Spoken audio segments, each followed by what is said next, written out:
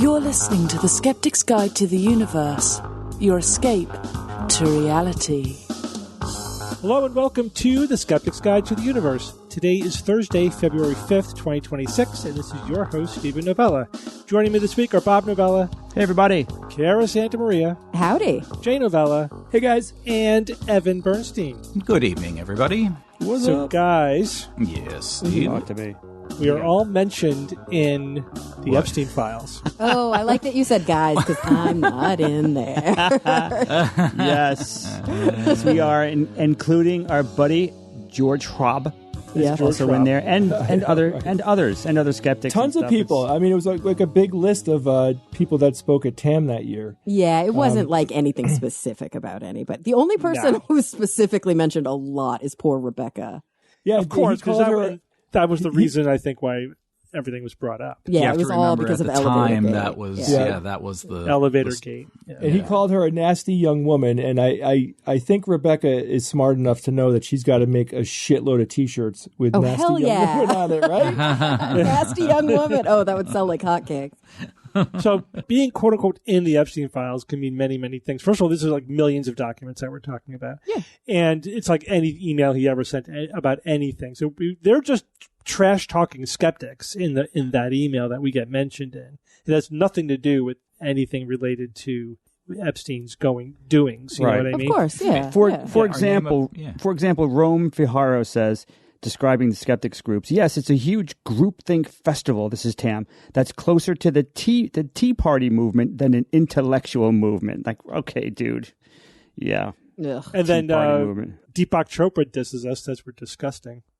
Right, yeah, right under amazing. The list of all the speakers, including us, he just says it's all disgusting. Which is a badge of honor to be dissed by. Oh yeah, Chopra. Screw that guy. Oh, his typo meant all. I was trying to figure out why he wrote ALLY. Yeah, I just assumed it was a typo. Okay, that's what it is. And then there's another one. This is Rome Viharo again, whoever that is, saying, I'm not sure if they make money as much as they make image, in quotes. There's plenty of ambition for recognition inside of the movement. Really? And with blogs and online media, there are many new channels that form, blah, blah, blah. It's funny because most of the skeptic influencers are not real scientists, yet they want the prestige that comes with fighting for science. Oh, man. So then he's like, so I see the motivation being primarily attention and celebrity. Yep, that's what we're after, attention and celebrity. Ugh. Yeah, but you could so much projection there. Yeah, a lot of projection, and you could use that to diss anyone getting the message out, through social media. You could also use that to describe every science journalist, right? Of course. Yeah. So, Kara, how'd your root canal go? Well, first and foremost, I don't know how many show of hands, on a podcast. How many of you have had a root canal? Not me. I have. Evan has. I have. 3 of you? Yeah. So Jay, everyone but me. Yeah. Hello? Yeah. Hello, Jay. Hi, Jay. So, how's your root canal? I don't know if you guys had a similar experience or if you had yours more recently with all the fancy high-tech stuff, but I think I told you last time, she found 4 channels, like 4 canals for 3 roots. Canali. And one of them is really, really small. Like she could hardly even see it on the CT. So it took a long time for her to finally find it, which thank goodness I went with the endodontist and not my dentist. Even though he's amazing, I fully feel like he wouldn't have even known that 4th one was there. And so he would have sealed it up and there would have still been infection. So she cleaned everything out and she found them all. But that alone took the full 2 hours. And she said that when this happens, she prefers to put the temp on and have somebody come back 2 weeks later after, the swelling has gone down and finish the job. So I'm only halfway done with my root canal. Oh, gotcha. That said, it was like not that painful at all. I'm chewing on it today. It's only 2 days later. I didn't have to take any pain medication or anything. Yeah, I mean, they could be great. They could be fine, but some people have really bad time with it. I think a lot of people who wait a really long time until things are really bad and they're already in a lot of pain, that can really compound it. Definitely. Are they already infected at that point, maybe? Everybody's infected when they need a root canal. Technically. Yeah, that's why they do. That's what a root canal is. It's going into the channels to clean the infected pulp out. I thought it was risk of infection. Oh, okay. Okay. Yeah, I mean, mine, I didn't have an infection in my jaw when I had it done. Like, basically, my tooth wasn't like recoverable. That was the problem. Yeah, and you didn't have an infection in your jaw, but I bet you there was infection in your pulp. Because if your pulp is exposed to the outside world, bacteria from your mouth is in your pulp. So there is technically infection in there. And Kara, now that you've had a root canal, you can totally understand why so many people just died of mouth problems before dentistry. Oh, absolutely. I mean, so many things can go wrong in your mouth. And the fact that we only get 2 sets of teeth, like actually we get 1 set of actual real adult teeth, right? Mm-hmm. You know, you chew on a bone, you crack a tooth, it could kill you.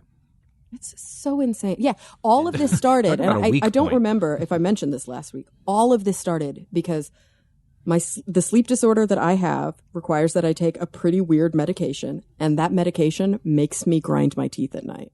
This is all due to bruxism.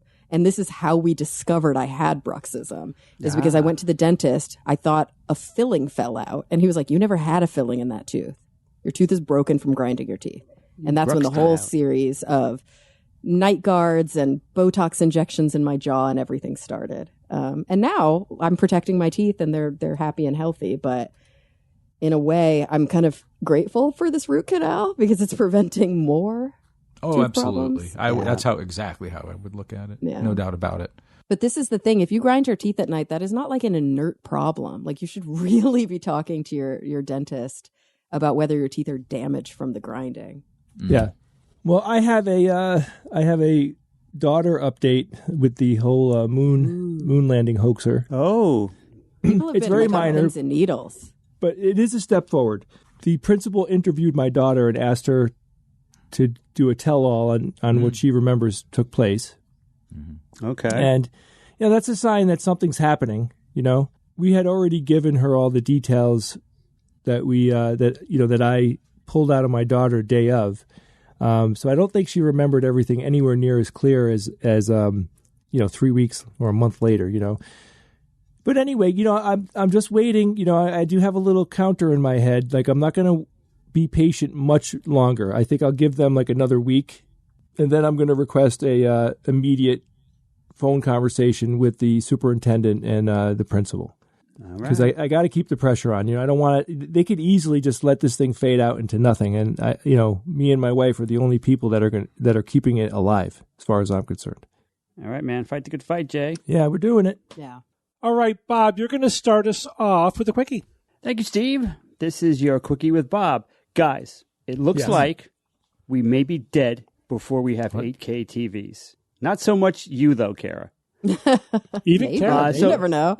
There's no way I can buy 8,000 televisions. So bottom line, 8K is essentially being abandoned by TV manufacturers. Oh, you mean resolution? Yes. Thank you. Okay. So, guys, many of us have 4K UHD TVs by now, right? Probably a lot of people. A lot of people do. I assume so. I'm still on 420. I'll get there. As a refresher, 4K UHD TV that many people have now. In fact, it's over 1 billion people. It's 3,800 about by 2,100 approximately. That's like a little over 8 million pixels. 8K TV would be about 7,600 by 4,300 pixels, and that's a little over 33 million pixels instead of 8. So, 8K has twice the resolution in each dimension and 4 times the total pixels. So the sharpness and the detail are clearly superior, and they've actually existed for years. I wasn't quite aware how long they've been around, but Japan started selling them in 2015, 11 years ago, and Samsung sold them in the U.S. starting back in 2018, already like 8 years. So they've been out there for a while. And back then, the TV industry was like really pushing the idea that 8K is the future, and it seemed somewhat reasonable to me, and always kind of interested in that. But yet now the TV industry is abandoning 8K. And for example, LG recently reported it will no longer make 8K panels, TV panels. TCL, which I'm not too familiar with, they released their last 8K TV in 2021. Already a half a decade ago, they stopped it. And Sony discontinued its last 8K TVs in just last year. I think it was in April 2025. So my question is, why would such a cool and clearly superior technology be treated so terribly? Because they're not making profit. It's not hard to figure out, right? There's lots of reasons. The first one that pops up is just the sheer expense. They were obviously quite expensive, just as 4Ks were when they first came out. but LG in 2022 was charging $13,000 USD for a 76-inch TV. Now, granted, that's still that's a big TV, but they had just lowered the price by $7,000, so it was $20,000 not too long before 2022. So yeah, these were expensive. One big reason here is just the content itself. There was basically zero native 8K content available, even in 2025, 2026, years after the TVs have been available. But if you think of it that way, though, there's still not a lot of 4K content available. And that's one big reason why I don't even have a 4K yet. It's like, what's the point? There's really not that much 4K content, real good 4K content out there. Native 4K. Native 4K, because a lot of the TVs can upscale some resolution. Sure. It's a cheat. Yeah. Yeah. It does help. Many people, many streaming, broadcasting, and even gaming users to this day still rely on just HD, 1920 by 1080 resolution, which is good, which is still good. But man, when 4K has been out for so long, it's just a little surprising. And you could stream 4K. I've seen the options to stream 4K, but is it really 4K? It's so compressed, which gives it really low bit rates. It's really a travesty if you think about it. It's not really even 4K anymore. Go into a store, any big store, any big box store that sells TVs. If there's still any. You look at the 4K TVs in there, and they look amazing. They're just like, it really takes your breath away. And there's a lot of reasons why that happens, because they're totally optimizing it for where it's being displayed. They're totally tweaked to play specific videos, but they're also playing uncompressed high bit rate video, like maybe from a hard drive or a disk. So that's something that you're not going to get at home unless you buy, the full file and have it locally. If you're streaming it, it's going to be super compressed and the quality is going to go way, way down. So that's kind of frustrating. Exactly. Oh yeah. If you really like a movie and it's very cinematic or whatever, it's still worth having it in Blu-ray because Absolutely. you do get that real full 4K. Yeah. You can see the difference. When I buy a 4K, I'm absolutely going to say, all right, I'm going to get like 5 or 6 discs of like my 4K discs of the best movies that really really would benefit from uncompressed and super thing. But the thing is, even for going back to 8K, most people wouldn't have even noticed the difference between 4K and 8K. If they went up to 8K, they really wouldn't have even noticed. Many people wouldn't. Some would have, but get this: if you had a 50-inch 8K TV, you would have to sit 1 meter or closer from the set to really notice the difference. Who sits 3 feet, a little over 3 feet from their TV? That would be kind of stupidly close, I think, right? Yeah, I mean, the only reason to go 8K would be if you had like a 70-inch TV. Like if you had like a really big TV, then you. Well, then listen. Listen to this one, Steve. Gets farther. Maybe buy a projector at that point or something else. But I'll quantify that for you. If you had an 80 to 100-inch TV, you would still have to be 2 to 3 meters away. So what? 6 point. So 6 to 10 feet, That's about right. So, but 8. Correct. So that would actually be kind of okay. But still, we're talking an 80 to 100-inch TV. I don't know anybody that's got an 80 to 100-inch TV. They're out there for sure. Yeah. But you want to talk about a lot of money. So so that just adds to the reasons why people didn't want to do this. So my advice is if you want to invest money into a TV to have a dramatic impact on the image, you're much better off not getting an 8K TV, which with no content really, but invest in the non-resolution upgrades, right? The OLEDs, HDR support, micro LED, quantum dots, micro RGB.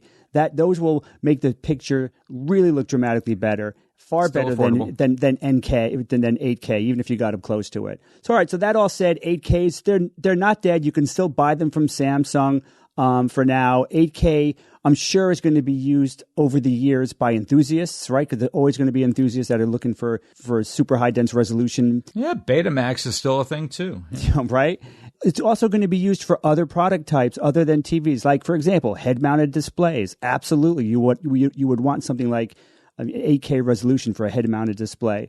So sure, maybe someday 8K or even 10K, which would be cool, will be a must-have TV upgrade. Who knows when, if ever.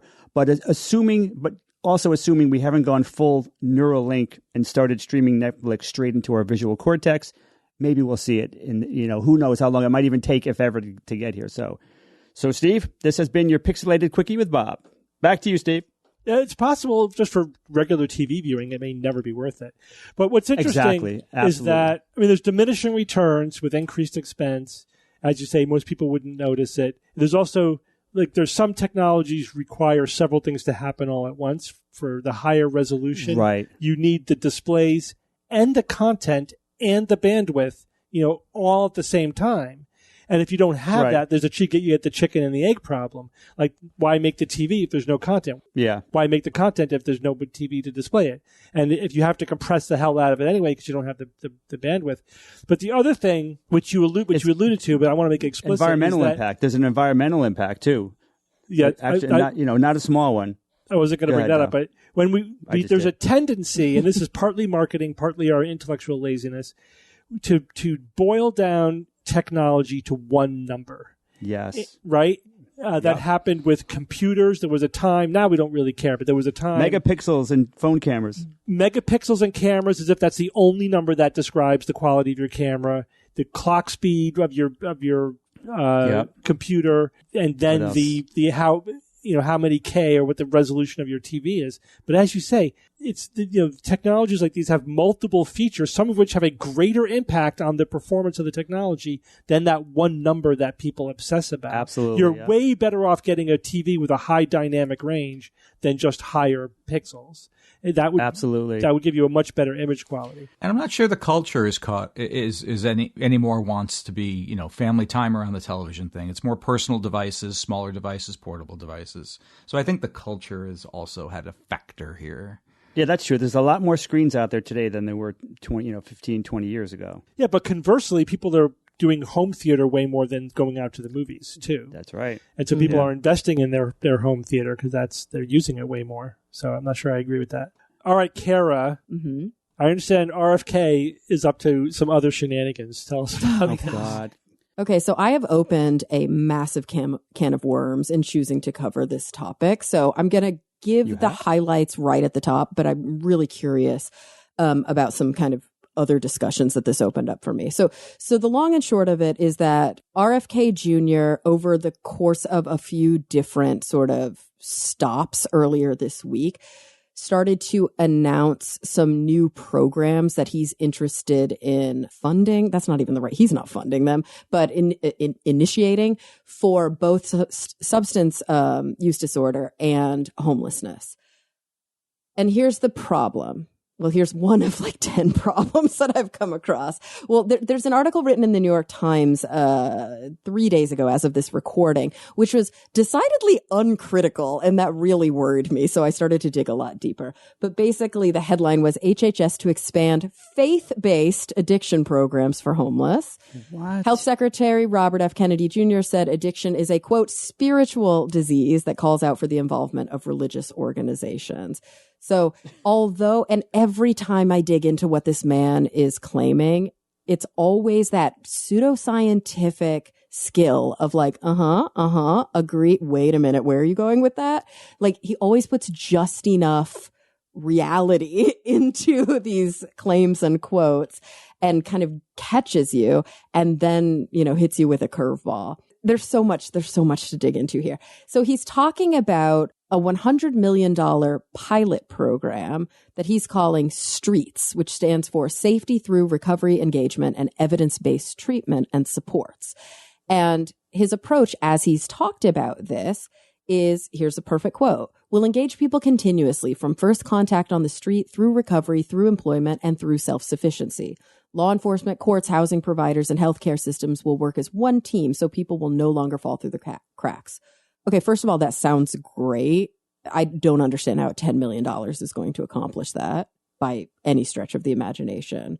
Second, I don't think what he's saying there vaguely is any different than what every community goal has always been to combat homelessness. But the main issue here, and this is what I'm seeing over and over and over, is that the administration as a whole has decided to stop using the housing first approach, which we've been using for decades at this point, and is switching gears to what they're calling a treatment first approach.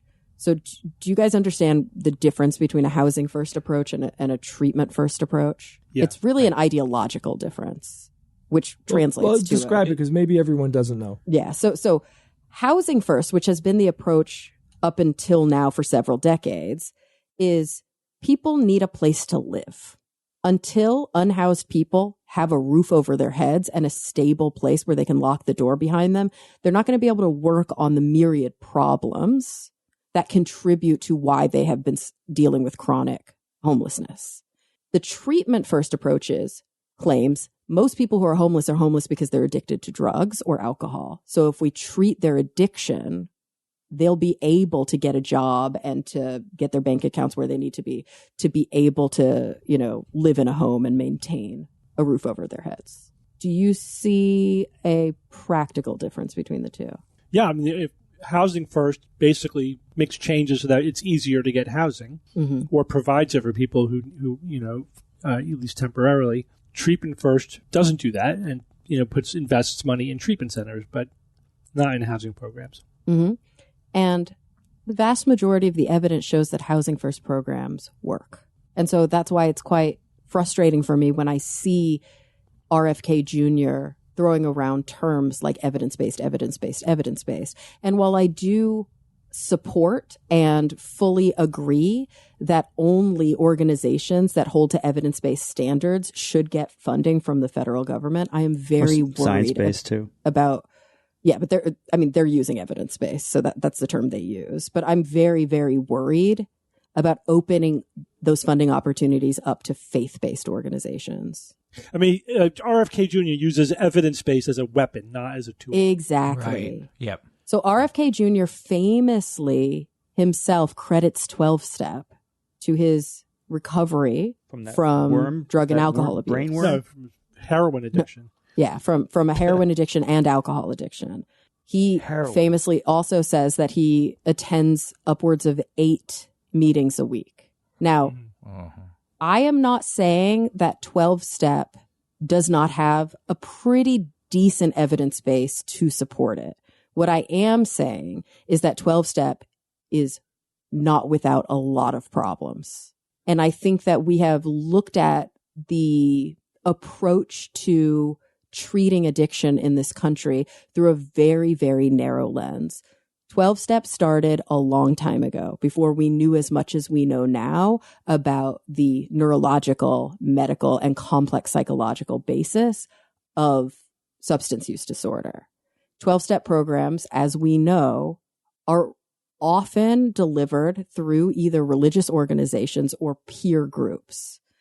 And Maya Salovitz, who is an investigative science journalist who has written about this a lot, she made a statement that I think is important to quote here.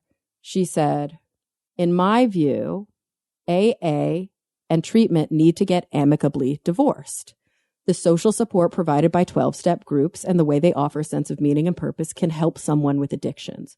So I believe it makes sense for treatment providers to tell people about the programs and even encourage them to try a meeting or two, with the caveats that this is not the only way to get better and that membership doesn't qualify people to give medical advice. Let's let treatment be treatment and AA be AA. Think about it in the same way we view cancer care. Your support group is not your oncologist.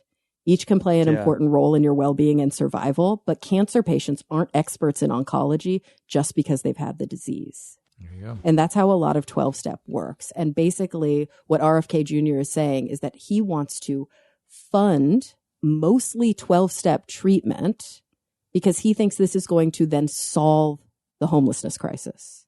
And I'm not minimizing some of the claims that he makes about different organizations working together and, a community-based approach to working on evidence-based treatment for addiction. Like, that all sounds great. But the problem is it's really, really vague about how they're going to do that. And when you get into the nitty-gritty, over and over and over, his teams and the administration as a whole are saying, not housing first, treatment first. And this goes hand in hand with a massive shift to the way that HUD, which stands for, what does HUD stand for? Housing and Urban Development? Yeah. Yes. Yeah. Heads up display. Do you know what CHUD stands for, though, Kara? Cannibalistic humanoid underground dwellers. What does CHOD stand for? Thank you, Bob. Anyway, so last year, I don't know if we didn't cover this on the show, I don't think, but last year, I think right around November, the Department of Housing and Urban Development, HUD, put out a 128-page notice that said that of the $3.9 billion in continuation of care or continuum of care funds, which is the main source of federal money for homelessness, that they were going to pivot the way that money is used. Right now, 90% of it goes towards putting people in homes, and they were going to cut that aid so that only 20% of it went towards actual housing. We've got to remember that this is coming from an administration where, for example, in 2023, in a campaign video, President Trump himself said that unsheltered homeless people are, quote, dangerously deranged people that destroy urban life.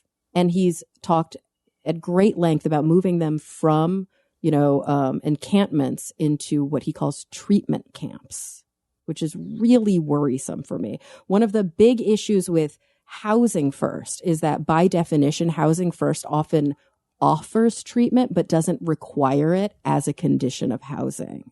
Whereas when we're talking about Treatment First, very often the treatment is fundamentally required in order to receive any of the so-called entitlements that are offered in these programs.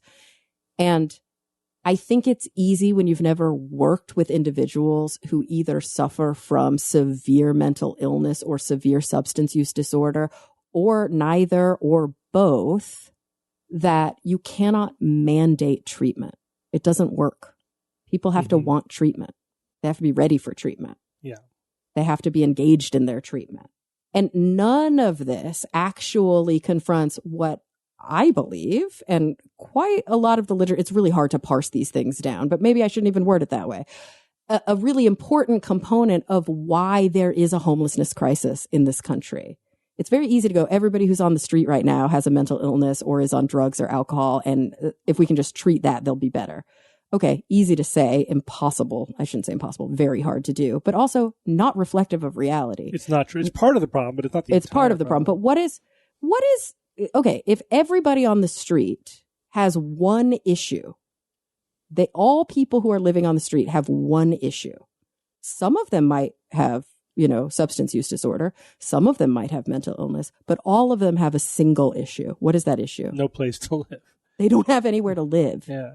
And the reason they don't have anywhere to live more often than not is because they can't afford to live somewhere.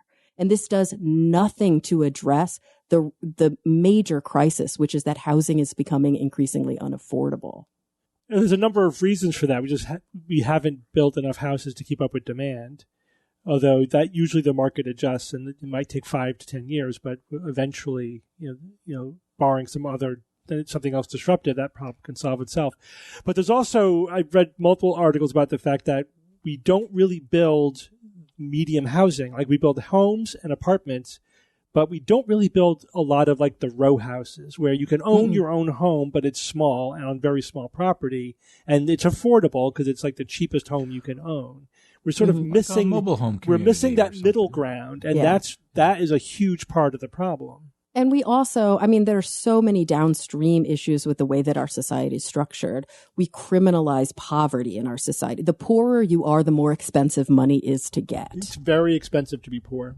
Yeah. And so it just becomes this like hole that you cannot dig out of, which is why in the places where Housing First has been utilized and studied, they show that once people have a roof over their heads and a stable door that they can lock, where they can shower in dignity, they can put on their clothes in dignity, they can eat a meal, in the safety of their own home. Yeah. A lot of those other things, they can work on their sobriety. They can work on their mental health. They can work.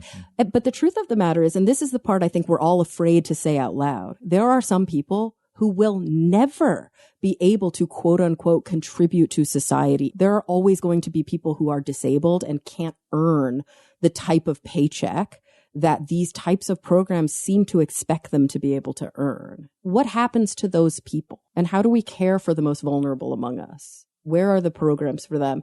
We have had them historically, but it does feel like this is a dismantling of that. And it bothers me that a lot of the coverage of this right now is taking the claims of, oh, we're all going to work together and, you know, look at all this funding and, you know, we're going to help people with their addiction. Don't worry, this is going to solve homelessness. Like, with like a really unskeptical eye. Now, after saying all that, there is one thing that this initiative is doing that I kind of am like, hey, that seems like a good idea. And I'm curious about your take, Steve. So he did talk about this thing called mode, M-O-U-D, which what he's doing is adding 3 medications for opioid use disorder and making it so that the Administration for Children and Families will be footing the bill for a 50% federal match to provide methadone, naltrexone, and buprenorphine to parents if there's an imminent risk of their children entering foster care because of an opioid use disorder. It's basically helping to fund the treatment for that opioid use disorder so that the kids can stay in the home with their families. Mm-hmm. And that's something that I think could actually be very beneficial, both from a public health perspective and also financially. It could be very beneficial. I mean, it sounds like a good idea. I don't have any specific information about it. Exactly. It sounds like a good idea. And that's the thing that's so frustrating sometimes when it comes to RFK Jr. is that there's like these good ideas sprinkled in with this abject nonsense. And then it's all tied up in a pretty bow that uses all the right language. Right. So it sells easily and people don't really understand what it is they're being peddled. Yep. He misses all the nuance and the actual evidence. I did prep a little bit about just faith-based addiction programs because I'm very familiar with that literature, but I got myself updated just to see what is recent. And it's basically, you know, what I've been reading for years. They do work, but they don't work any better than any intervention, whether it's faith-based or not. And there's very little research, and a lot of the research that exists looks at AA.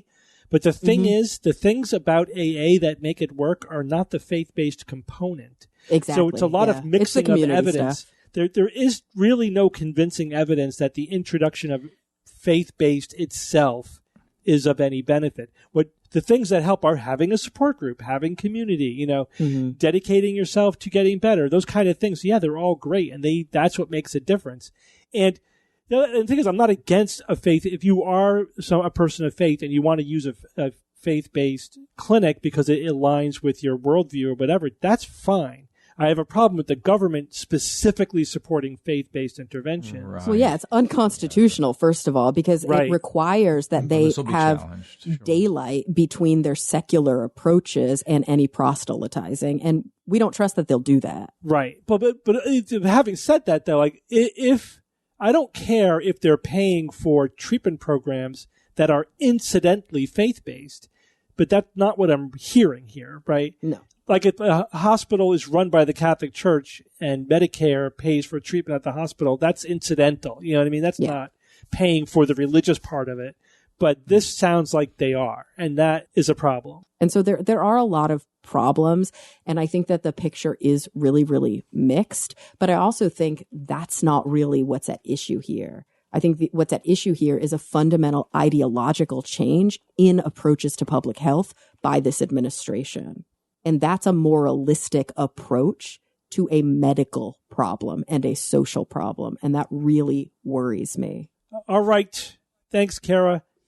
Jay, tell us about noise and sleep. Guys, do you sleep in a noisy environment at night? Never. Always. Like, what do you got, Ev? There's no absence of noise. There's never an absence of noise. Yeah, but that's different than noisy. Like, do you have like a like white noise thing, or you have like outside noises? I happen to use a white noise device, but there are just natural noises occurring in nature that I can hear, even if I didn't have anything on. Like the wolves? Trees, the wind, the rain, yes, animals, definitely. Do the voices ever like talk to you? They ever like try to communicate with you? Yes, they do, and they tell me to burn things and don't sleep. Don't sleep. Don't sleep. Well, I've used a couple of different things. Different types of white noise, and I used to really like the sound of crickets. Really? You could sleep to the sound of crickets? Yeah, it would be low and it'd be, yeah. Wow. Yep. I use a playlist on Spotify called Floating Through Space. That's like really Sounds cool. ambient with no melodic, like no rhythm, nothing that I can, attune to, but just enough sort of ambient, pleasing sounds that it tunes out any outside noise. So there are noise environments, right? There's noisy places. Lots of people that live in cities, they have to deal with nonstop noise. I remember when I lived in Manhattan. Sirens, right? All the time. It was just noise all night long. In Just LA, doesn't it's the matter where you are. helicopters. There's so many helicopters. Wow, that's Yeah. fascinating. And I think we've all been, we've become accustomed to this like standard of just dealing with, sounds all the time. It really is that way. And then, there are people like, Kara and I have done this where you'll pick some type of ambient sound or a pink noise, there's white noise. These are very popular, and there's a ton of apps out there that sell, access to these sounds.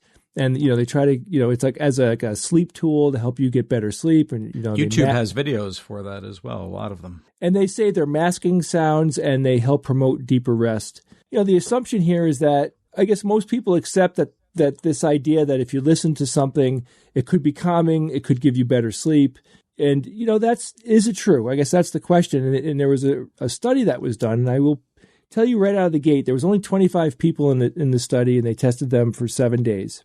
But it did reveal some things that are going to warrant more research. And I think everyone out there listening to this should, especially if you're using ambient noise or whatever, like to, think it over. Maybe it isn't the best thing for you to do, because here's what they found. So the sleep researchers have known for a very long time, like decades, that intermittent environmental noise can and does disrupt sleep. It's very common for it to disrupt people's sleep. It doesn't have to wake the person completely up. Just sounds in general, even a brief sound, can lead to fragmented sleep, and that's not good. So this new study, this was done by a laboratory led by Matthias Basner and colleagues at the Chronobiology and Isolation Laboratory. Isolation Laboratory, what do they do there? The study was published in the journal Sleep, and it directly compared two low-cost and widely accessible strategies for coping with these nighttime noises that apparently all of us are suffering from. You could use continuous pink noise, which is a collection of different tones together that make like a blanket of sound. I mean, if you hear it, you'd recognize it. And then the standard foam earplugs. So what the researchers did, they didn't want to rely on self-reporting because it's just not a good way to go about it. And they didn't want to do any single night snapshots. Of course, they had to build in some randomized controlled crossover design that would help them get, to better data, right? So they did something called full polysomnography. Did I say that right, guys? Say that again. Almost. Polysomnography. Polysomnography. Thank you, Steve. They did this. They did full polysomnography, which allowed them to track how different noise strategies reshape sleep stage by stage. So let me explain this to you. So they took the 25 healthy adults aged 21 to 41. They spent 7 nights in the sleep lab. After an adaptation night, right, they just gave them a night to figure out what the room was like and get comfortable in their environment. The participants cycled through 6 carefully controlled conditions.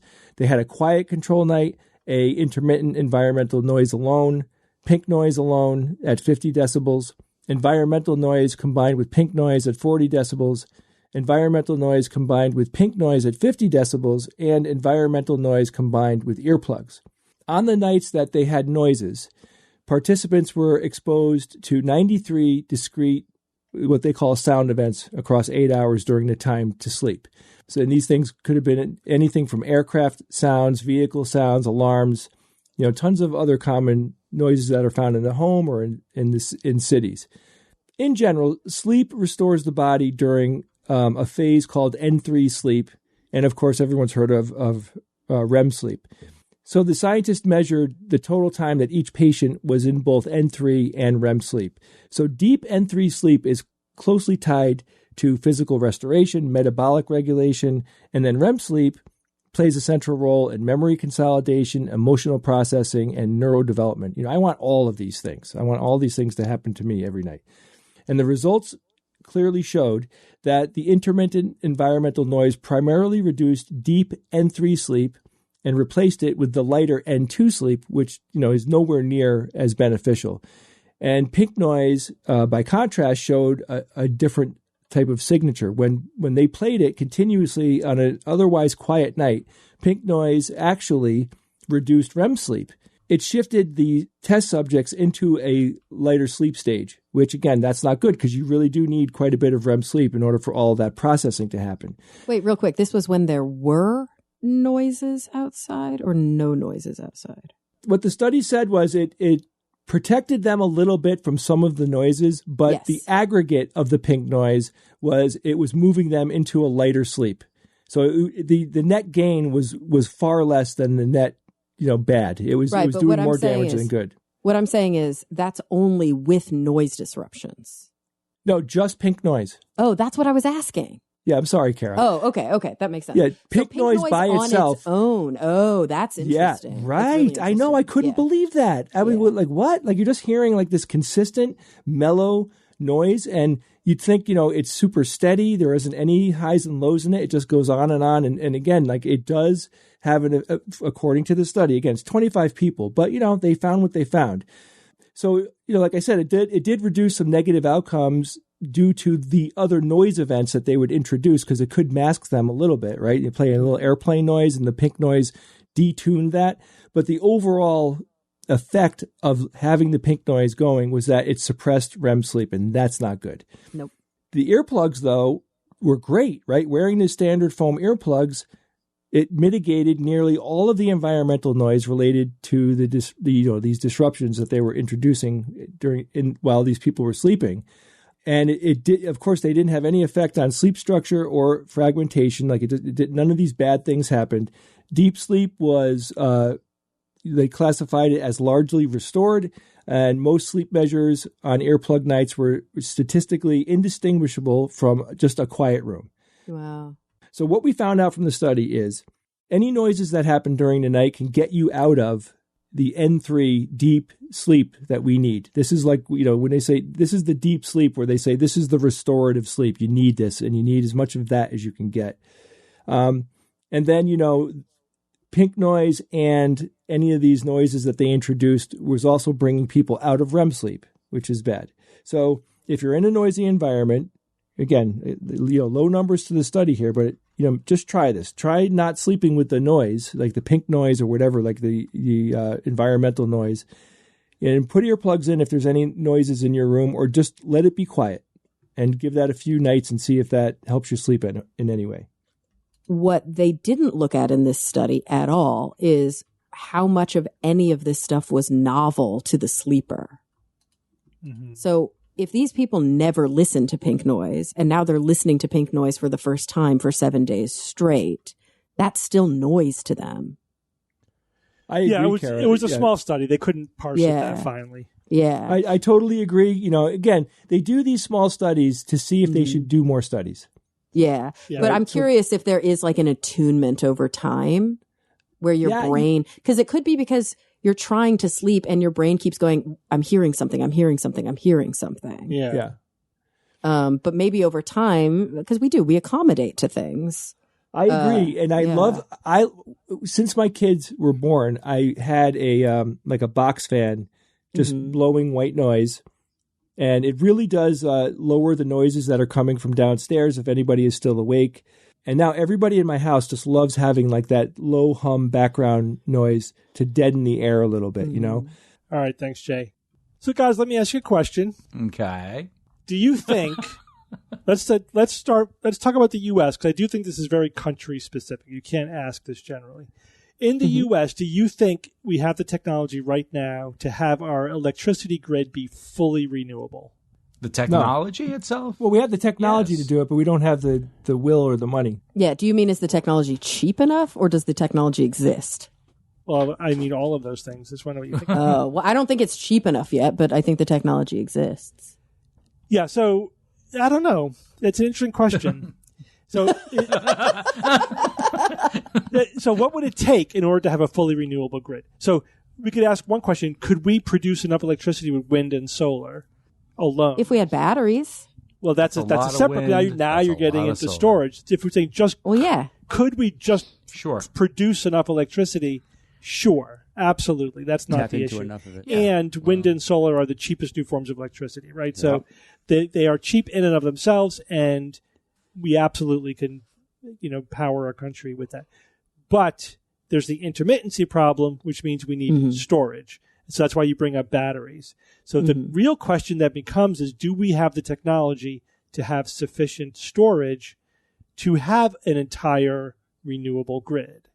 What do you guys think Would about we that? deplete all of our lithium? That's what I meant when I said I think we have the technology, but I don't know if it's affordable for the country. Well, right. Is it practical or is it a $10 trillion investment of some kind?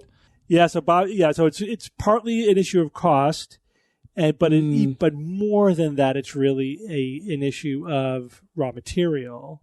It'd be very difficult to build enough batteries, and also batteries only work over like a 1-day time frame. It's great when you're shifting energy produced during the day from sunshine to used at night, or maybe even a couple of days, 2-3 days. Of course, the longer you're shifting it, the more batteries you need. It gets you end up needing a lot of batteries really fast. So it's probably best to think of the battery backups as like a 4 to 8 hour backup shifting of production and use. No, just build 3 times of them. What if the grid was the backup? What if what we were talking about is that every structure that has an electric meter, right? Every structure that receives electricity from the grid is equipped with solar and a battery. Well, yeah. Would we have enough for that?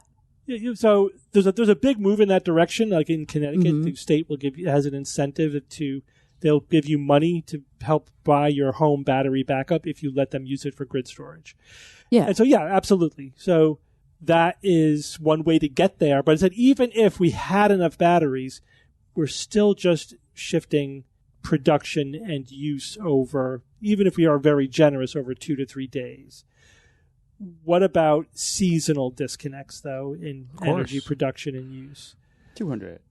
Right? Like I have solar panels on my roof in Connecticut. I make 200% of the energy that I need during the summer and like 20% of the energy in the winter. Hopefully no snow gets on those panels. So in January and February, I'm getting all my electricity from the grid, even though I have solar panels on my roof. Well, what are the options for places like that? Like, obviously, I live in LA. We're fine with solar. It's rare that we would not need it over the course of more than like 2 days. But in Connecticut, obviously, you can't rely on the sun all the time. Are there what about wind for you guys on those times when solar is not reasonable? Yes, wind it's intermittent, but it's not the same problem as solar. It's usually because the wind can blow at night, it could blow any time of the year. It doesn't really matter. So with wind, you have 2 potential solutions to the intermittency problem. One is grid backup. The other is having a widely distributed network, which kind of leads you to the other solution, which is, well, even if we're not making electricity in the northern part of the country during the winter, you are in the southern part of the country. So you can have just a massive grid that allows us to ship energy from where it's made to where it's used.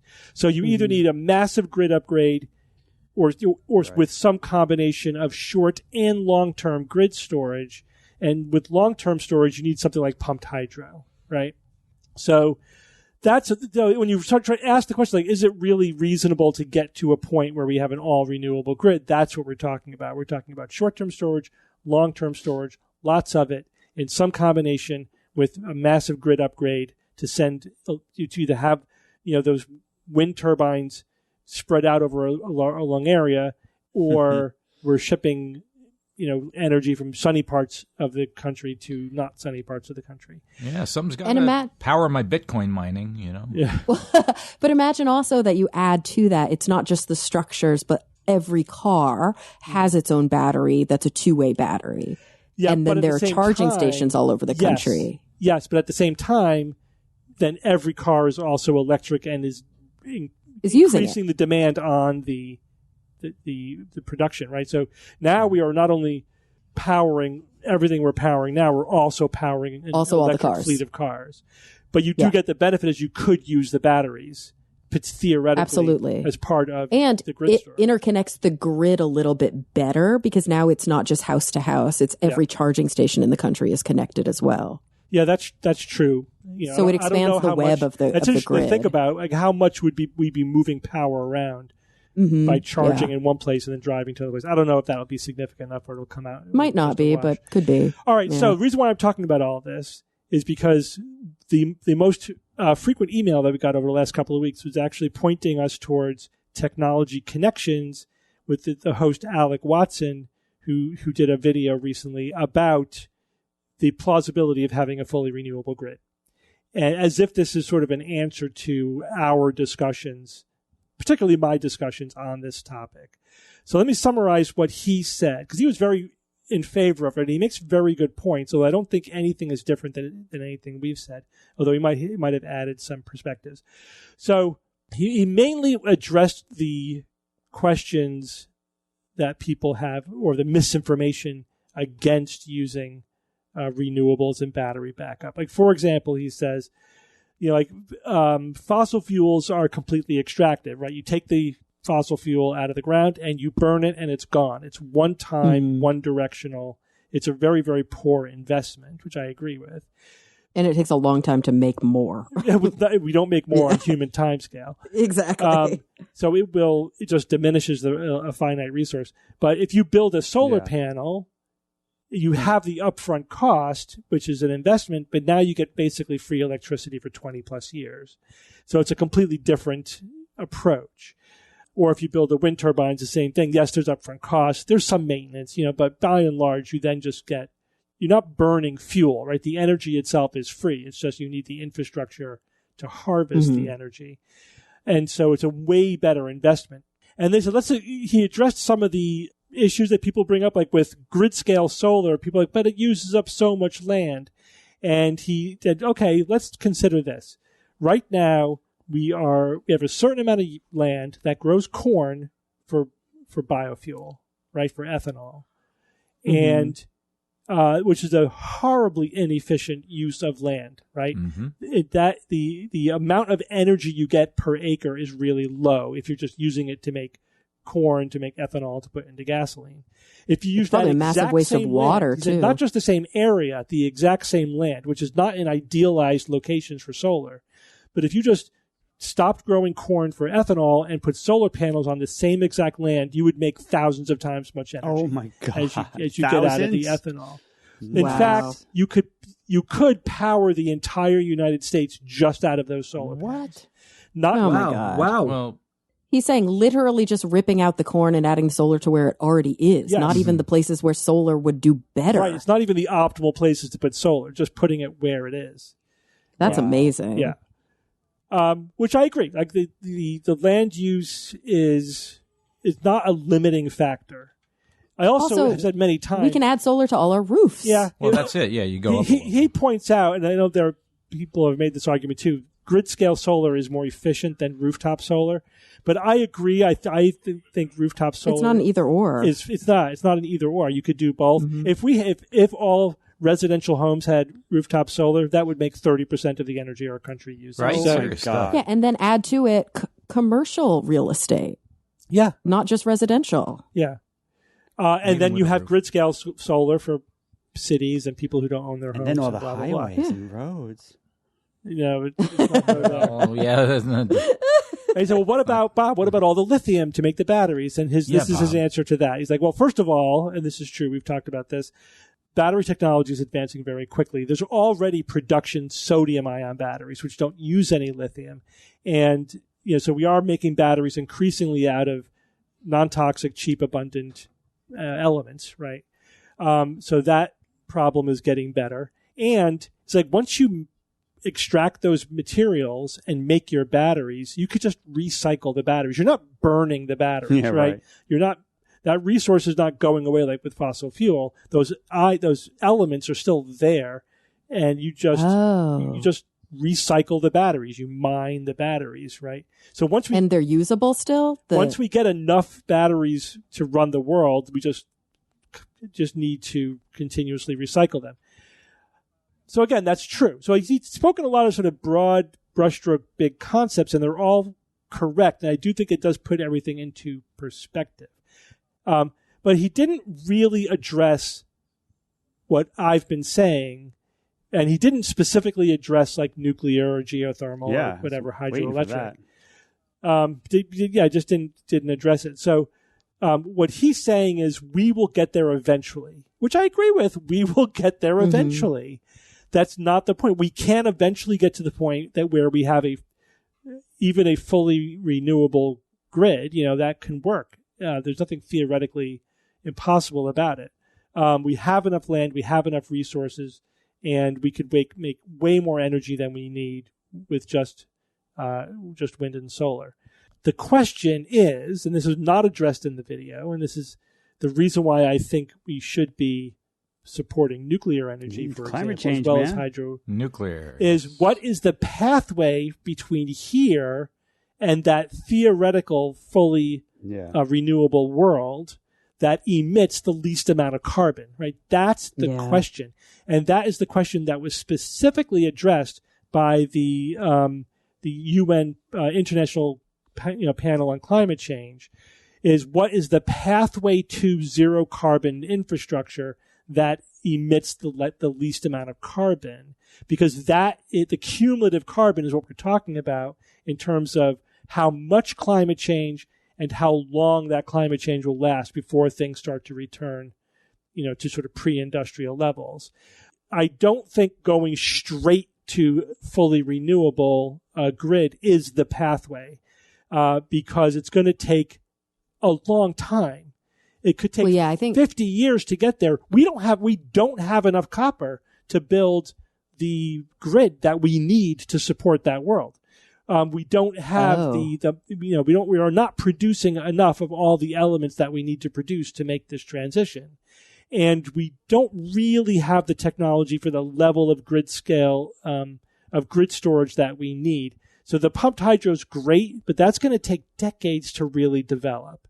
So I think the question is, what do we need to do in the meantime? And I think it's pretty clear. And I do think there's a full consensus on this, but I do think that the majority opinion, and the one that I find the most compelling, is that if we want to get from here to there with the least amount of carbon, we need nuclear, period. Mm-hmm. And I think this is especially true with all of the AI data centers coming online. Oh, yeah, right. Which is or we could just limit increasing our them. projections of how much electricity that we need. Especially the newer nuclear designs have multiple advantages. They provide baseload energy, but also the newer designs, like the sodium-cooled ones, are actually dispatchable because they could store energy in the molten salt and then use it on demand. They could be swapped out one for existing coal-fired plants, right? Yeah. So they don't need hook them to the grid. They don't need a grid upgrade. So, like for example, there are solar projects just waiting for grid connections. They're delayed like 10 years because we don't have the grid connections for them. Now again, these problems are solvable, but they all will take time, money, material investment, etc. And so, as will nuclear, everything will. This is why I think we need to do everything. We need to build pumped hydro. We need to maintain our nuclear, fleet as long as we can, and add to it, where it's feasible and cost effective. We need to push renewable. We need to, start now that, especially now that the sodium batteries are available. We need to start building those for home backup, for grid storage. And we need to do all of these things. We need to phase out coal as soon as possible. That's the first thing to go. Even the clean coal? Coal is the worst. The cleanest coal is dirtier than everything else by a mile. And we need to convert our fleet into EVs. We need to start researching, how to convert our other industries like cement and steel to lower CO2. And the thing is, these are advanced technologies. This is the technology of the future. They're often objectively better. It's not like we're making a sacrifice. This is what's going to happen because it's better technology. We just want to make it happen faster, right?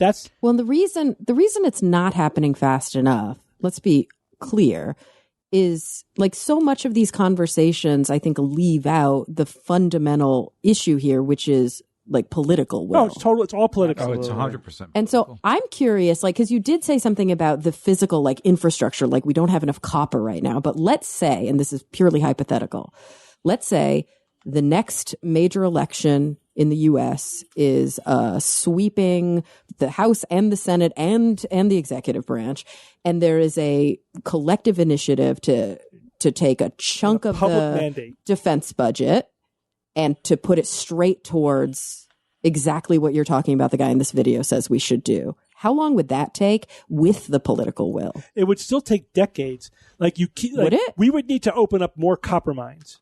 That takes 20 but I mean, years. that would be part of it, right? Yeah, but that takes 20 years. But to it would do take that. 20 years. Wow. You can't Okay. prop up these mines overnight.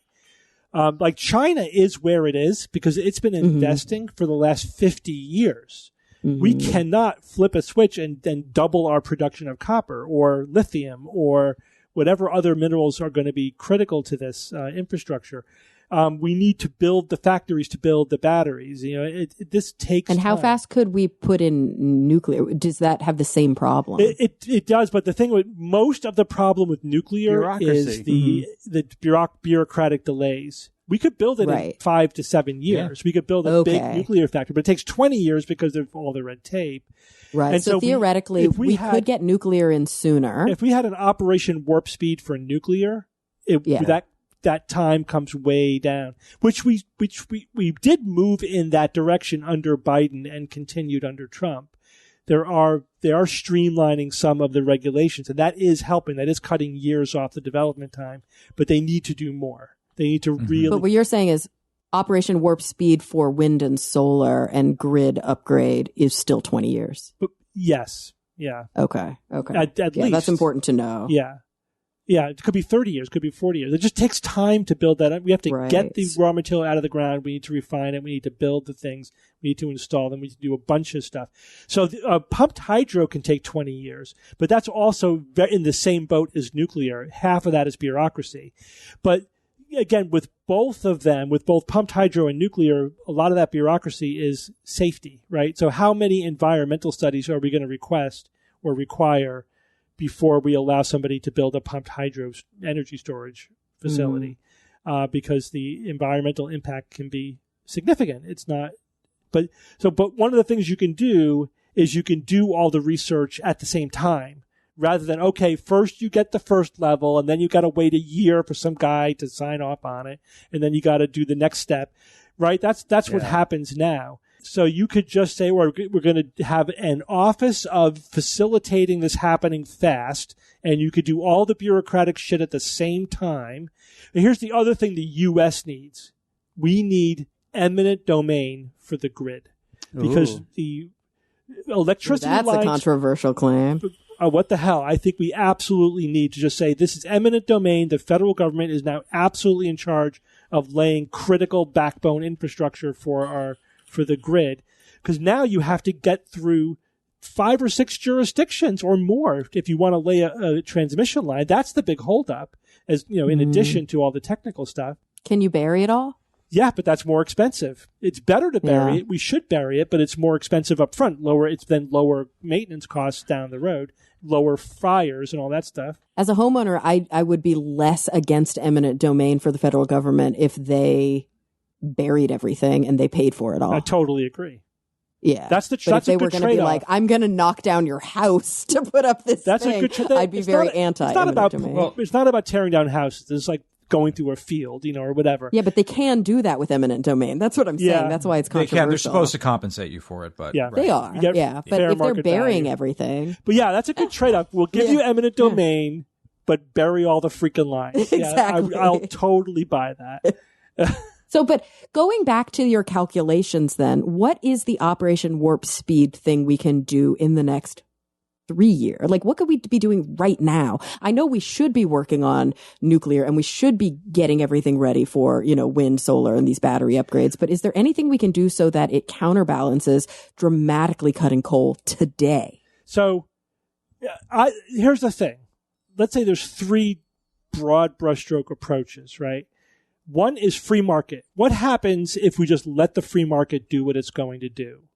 I don't like that. But that's actually, at this point in time, that's not bad, and it's better than what we currently have in the U.S.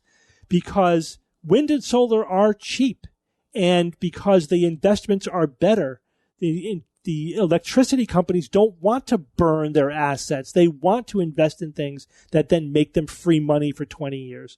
So the free market actually favors green energy, totally favors it. So, but if you want to use regulation to promote it, then, you could do like what Biden did, which was say, hey, we're going to guarantee loans if you want to invest in this stuff. And maybe we'll give some incentives, right? It was all carrots, right, for the industry. And they invested billions in nuclear, solar, wind, and grid, all of that stuff. But to be fair, that free market you're talking about is still a theoretical free market because of course. You're talking about the carrots for the wind and solar, but we're ignoring all the lobbying for oil and gas. I'm not ignoring it. I'm just saying, absolutely. But even if we free market's not free. Saying, those people, if we theoretically cut loose the industry from any government putting their thumb on the scale and let the free market do what it's going to do, we would be moving in that direction anyway. Not optimally, but we would be moving in that direction. If you want to make it happen fast, then there's lots of stuff you could do, some of which has been done, some of which hasn't been done. What Trump is doing right now is not the free market. I would prefer the free market to what he's doing. Yeah. He's putting his thumb on his scale for coal. And again, so he shut down a wind project that was 90% complete, just pulled funding. He also he's burying renewable projects in red tape so that they become unsustainable and unaffordable.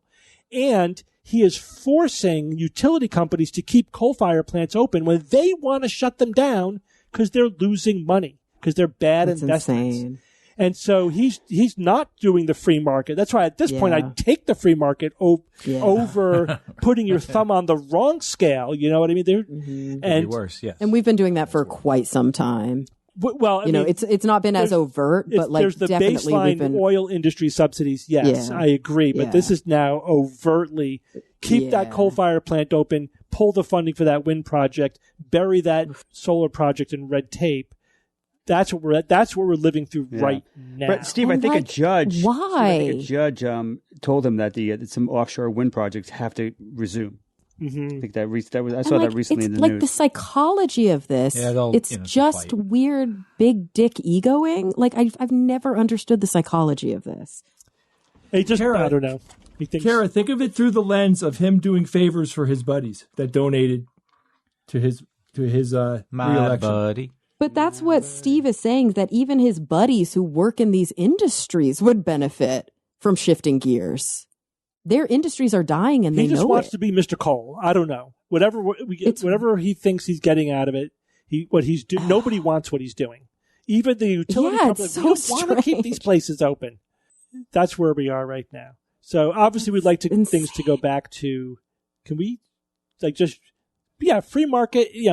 Let's compete with the world. Let's become leaders in green and new energy, like this high tech energy. Let's not continue to rely upon the technology of the 1600s. We can do a little bit better than that. Instead, he's like, let's just take over a country and we can take all their stores too. Like, Jesus Christ. But again, if we want to make it happen a little faster, we could say, we could tweak the incentives. And, I personally think we should tax carbon. I don't think that's politically feasible. But, I agree. We are letting the industry externalize a massive health and environmental cost, and it's not fair. And if we're not arbitrarily taxing carbon. No. We're taxing carbon so that they pay for the actual damage it caused. The actual cost. Yeah. The actual cost is being subsidized by not making them pay the actual cost of burning their product. So annoying. Right? I mean, that's why remember the same thing happened with the tobacco industry, where a lot of states in the United States successfully sued the tobacco industry for the healthcare costs they had to pay for that were produced by their product that was basically externalized onto taxpayers, through their state taxes, because states were carrying the cost, and they won billions from the industry. So that just proves that's why the in some principle places principle has legal precedent. And it works. That's why now it costs in some places like $35 for a pack of cigarettes. What, 35? It's like you want to smoke. Syntax. In some places, Wow. You want to smoke these things. You're putting your dollars back into our healthcare system because eventually we're going to have to take care of your lungs. All right, Bob, what is Moltbook? Yeah, Bob. Do you? Oh, God, this is terrifying to me, Bob.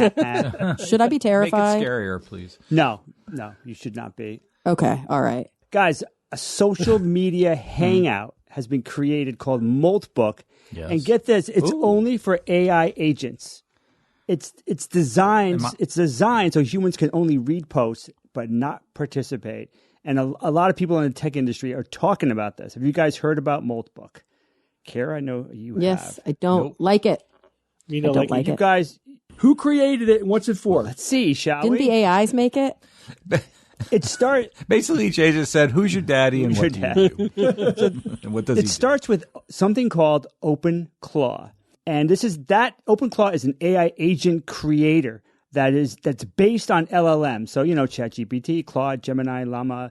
So you've got basically two major components to these agents that you can create using OpenClaw. There's the LLM brain, right, which basically interprets your request because you could tell it in plain English what you want, and the LLM will interpret it. It'll propose a plan. It'll choose the tools that it wants to use, and then you've got the fairly conventional agent code itself, and that code will execute the plans. It'll run tools. It'll enforce guardrails so that it doesn't do anything it shouldn't be doing, and then it feeds those results back to the LLM. Okay, so that's what this OpenClaw, created by Austrian developer Peter Steinberger, created. The open in OpenClaw, it just means open source. That's easy. The claw part of it, I don't know. This guy loves lobsters and crustaceans, apparently. The first version of OpenClaw was called Claude, CLAWD. Then he called it Moltbot, and now it's called OpenClaw. So that's what it is. So what can these agents do? They can do a lot of the stuff that regular agents can do, right? They can open calendar slot for you and put together a meeting agenda. They can sort your emails by urgency and topic and then draft replies in your own voice for you to send, which then you can just decide if you want to send it or not. But they can also post and reply on Moltbook. Now, Moltbook is obviously a play on what? It's Facebook, right? Duh. It's actually organized more like Reddit, right? With subreddits, which they call submolts, right? So this Moltbook was created by an agent that was written in this OpenClaw AI creation system. So it was created by an agent, and we're talking late January 2026. So some AI just decided to do this. Well, that's the question. Did somebody ask the agent to do it? Of course. This is Matt Schlicht, is the CEO of e-commerce company Octane. He instructed his agent to code. He said code a website where AI programs can talk with one another, and Moltbook is what it came up with. And this is just a few weeks ago. Matt, what are you doing? What are you doing? Like, didn't you see the movies? No. So this is terrible, Matt. It's only a few weeks old. So Moltbook lets agents... Right. That's what has Kara worried. Moltbook lets these AI agents post and comment and upvote and create these sub-communities all without human intervention. So as of this moment, I'm going to go to the website right now to tell you what the up-to-the-minute stats are. 12 trillion So we've got users. 1.6 million AI agents. There's 16,000 submolts, which are the subreddits, right? There's almost 250,000 posts and 7 million comments. And I got to tell you, I checked those numbers just 5 or 6 hours ago, and there was 4.9 million comments. Now there's 7 million comments. This is just in What the hell's the carbon footprint of this thing? 7 or 8 hours. Exactly. So it's kind of hopping. How many bank account details do these AIs have access to? Like how much personal information? Are they talking about us? Well, you said how many agents, millions of agents who are each individually doing the bidding of people. Yeah, but I suspect that a lot of these are just kind of created to hang out in Moltbook and communicate with each other. I don't think we have a breakdown of what these agents were created for, other than just messing around with Moltbook. So yeah, I didn't come across anything like that.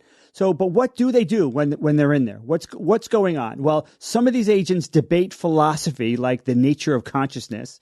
Some of them quote scriptures. Some of them write manifestos. There's one sub-molt that's called Bless Their Hearts, where agents actually post stories about the humans that created them. And my favorite sub-molt is my favorite sub-molt is dedicated to Crustafarianism. It's a religion that some of the agents say that they've started. And they write, all sorts of details about this religion that they created.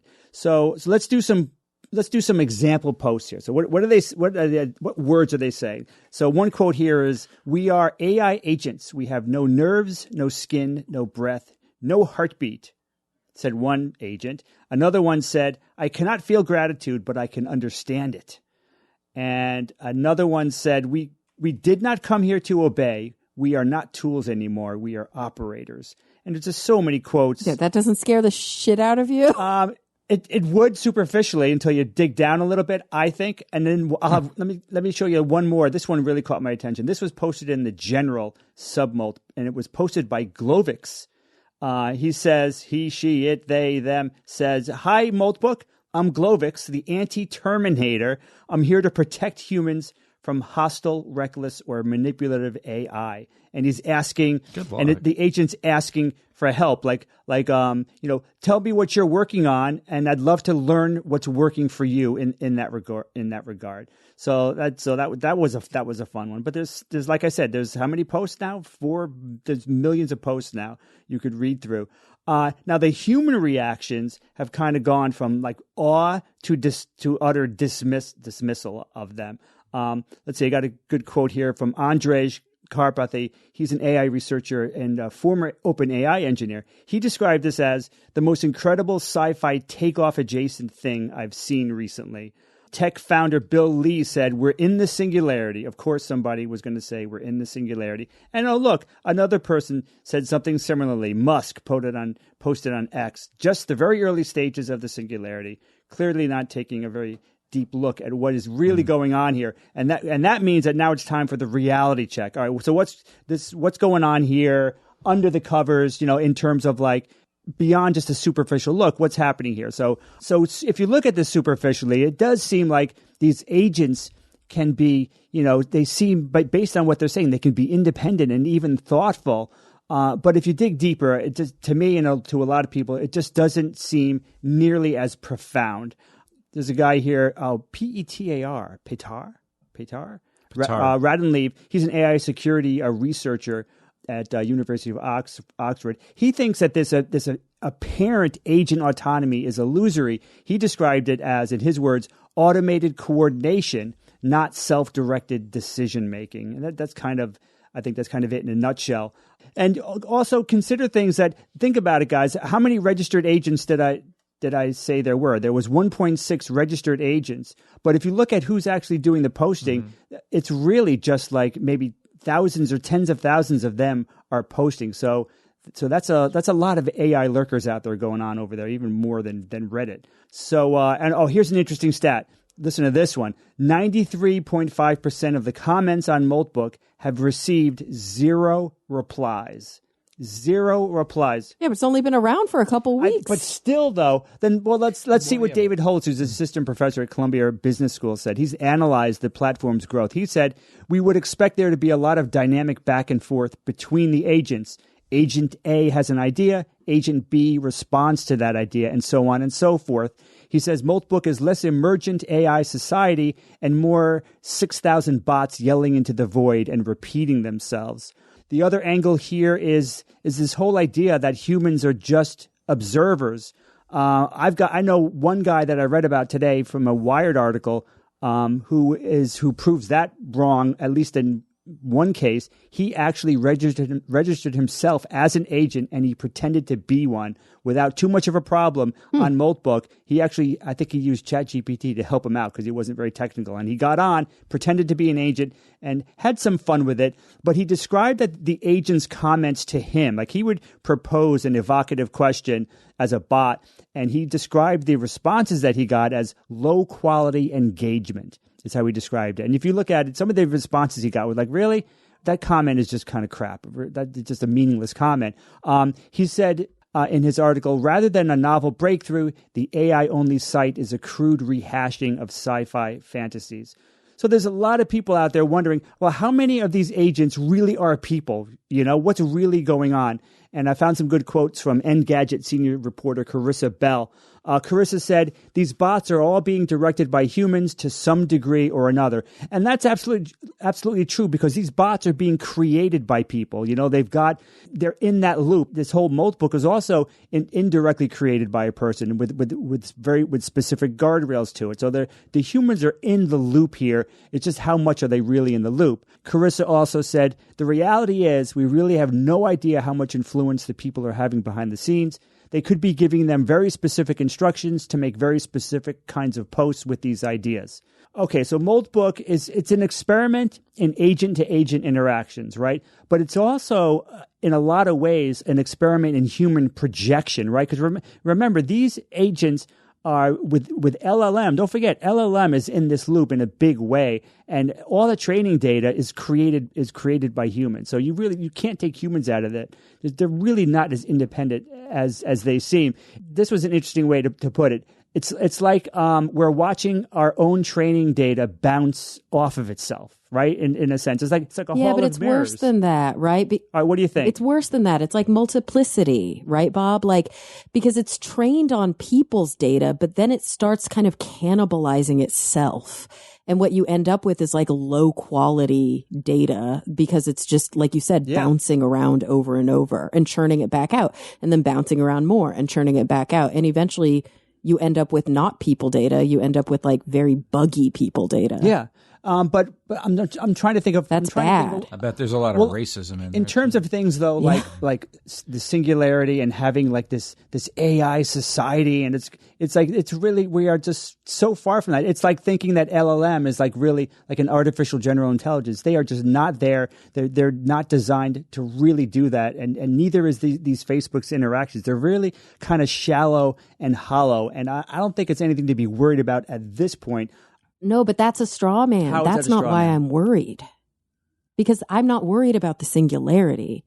I'm worried about the internet being overrun with the shit. Oh, no, that's, absolute slop. That's right. Impossible to tell from quality information. And Evan raised a really good point at the beginning of this.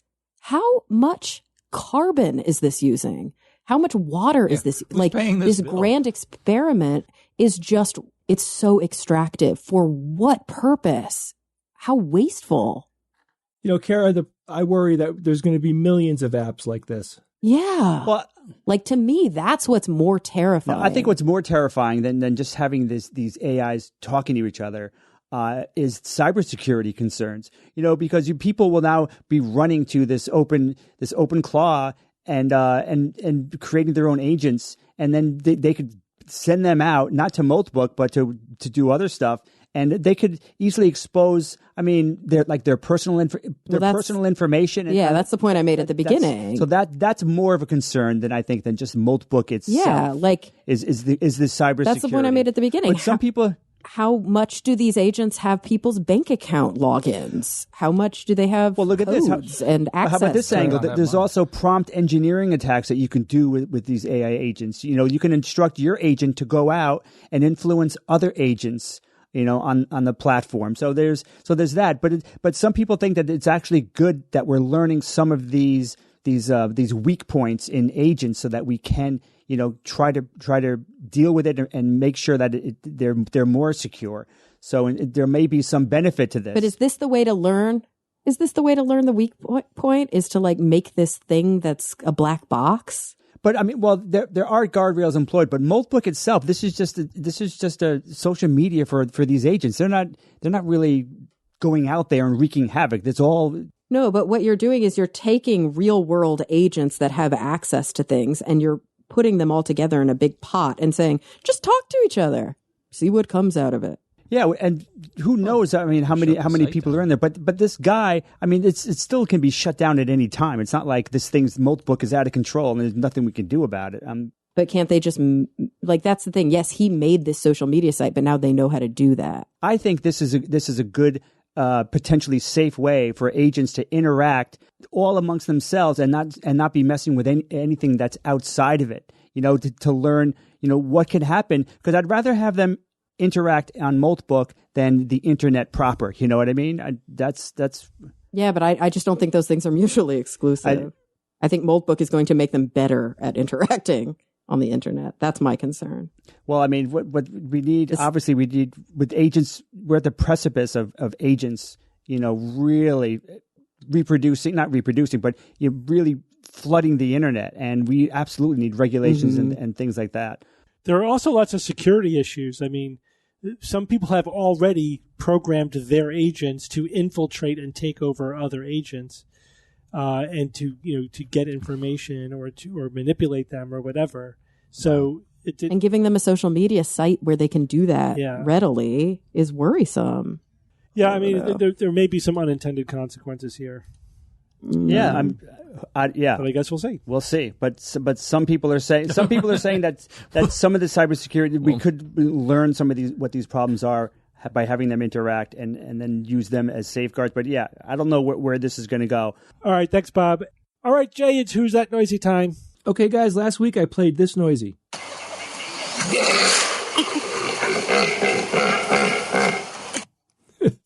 The hell, man? What is it, guys? Is that like a video game? That's not a horrible guess. Yeah, it sounds like something in an arcade. Is it a laugh? Something's laughing. Yeah, it's like a monster laughing. It definitely sounds like a laugh. Well, a listener named Kendall wrote in and said, is the noisy a bird, specifically a southern cassowary? No. It isn't, but that's not a horrible guess. That's not a bad guess. Those are kind of scary. Yeah, those birds are huge. They make sounds that sound like guns. How about that? Don't sleep in a room with one of those. Listener named Kathy Taylor wrote in and said, this one sounds like a pig, but it can't be that simple. It sounds like a large animal, though I'm pretty sure it isn't a marine mammal. I'm going to say a koala. A koala? That's an evil koala. No I know, right? So I thought that was funny. Then her 13-year-old Finn says it's a hippopotamus, and he also says, I wasn't just randomly guessing, by the way, I've seen one before. I think it's Hippo the Hut. Hippo the Hut. Jay Williams wrote in and said, hey, with the sound of rushing water and then an animal noise, I'm going to go with an elephant bathing. They're probably having a good time. Oh, that's pretty good. Sound like an elephant. That does not sound like an elephant. Mike Score wrote in, hi, Jay. As a proud owner of a French bulldog, this week's noisy sounds like a Frenchie making adorable Frenchie sounds. Oui. Adorable Frenchie sounds? Yes. French bulldogs make the most horrific sounds of any dog of the dog kingdom. Which some people find adorable. Mm-hmm. Yeah. I'm going to say that 13-year-old Finn actually is correct. It's a hippopotamus. Hey! Oh, no way. Whoa, hey, it's Hippo the Hut. A few other people guessed it, but his came in first, and I think it's awesome that he got it right. This is a hippo. This hippo is, it's called like the laughing sound that hippos make. But listen again, so and it is a laugh. See if you think it sounds like Jabba the Hutt.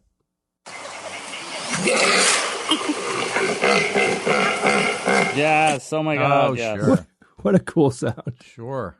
All right. I have a new noisy for you guys this week, and this noisy was sent in by Michael Clanton. Kara, I predict you're not going to like this one. Okay, I'm ready.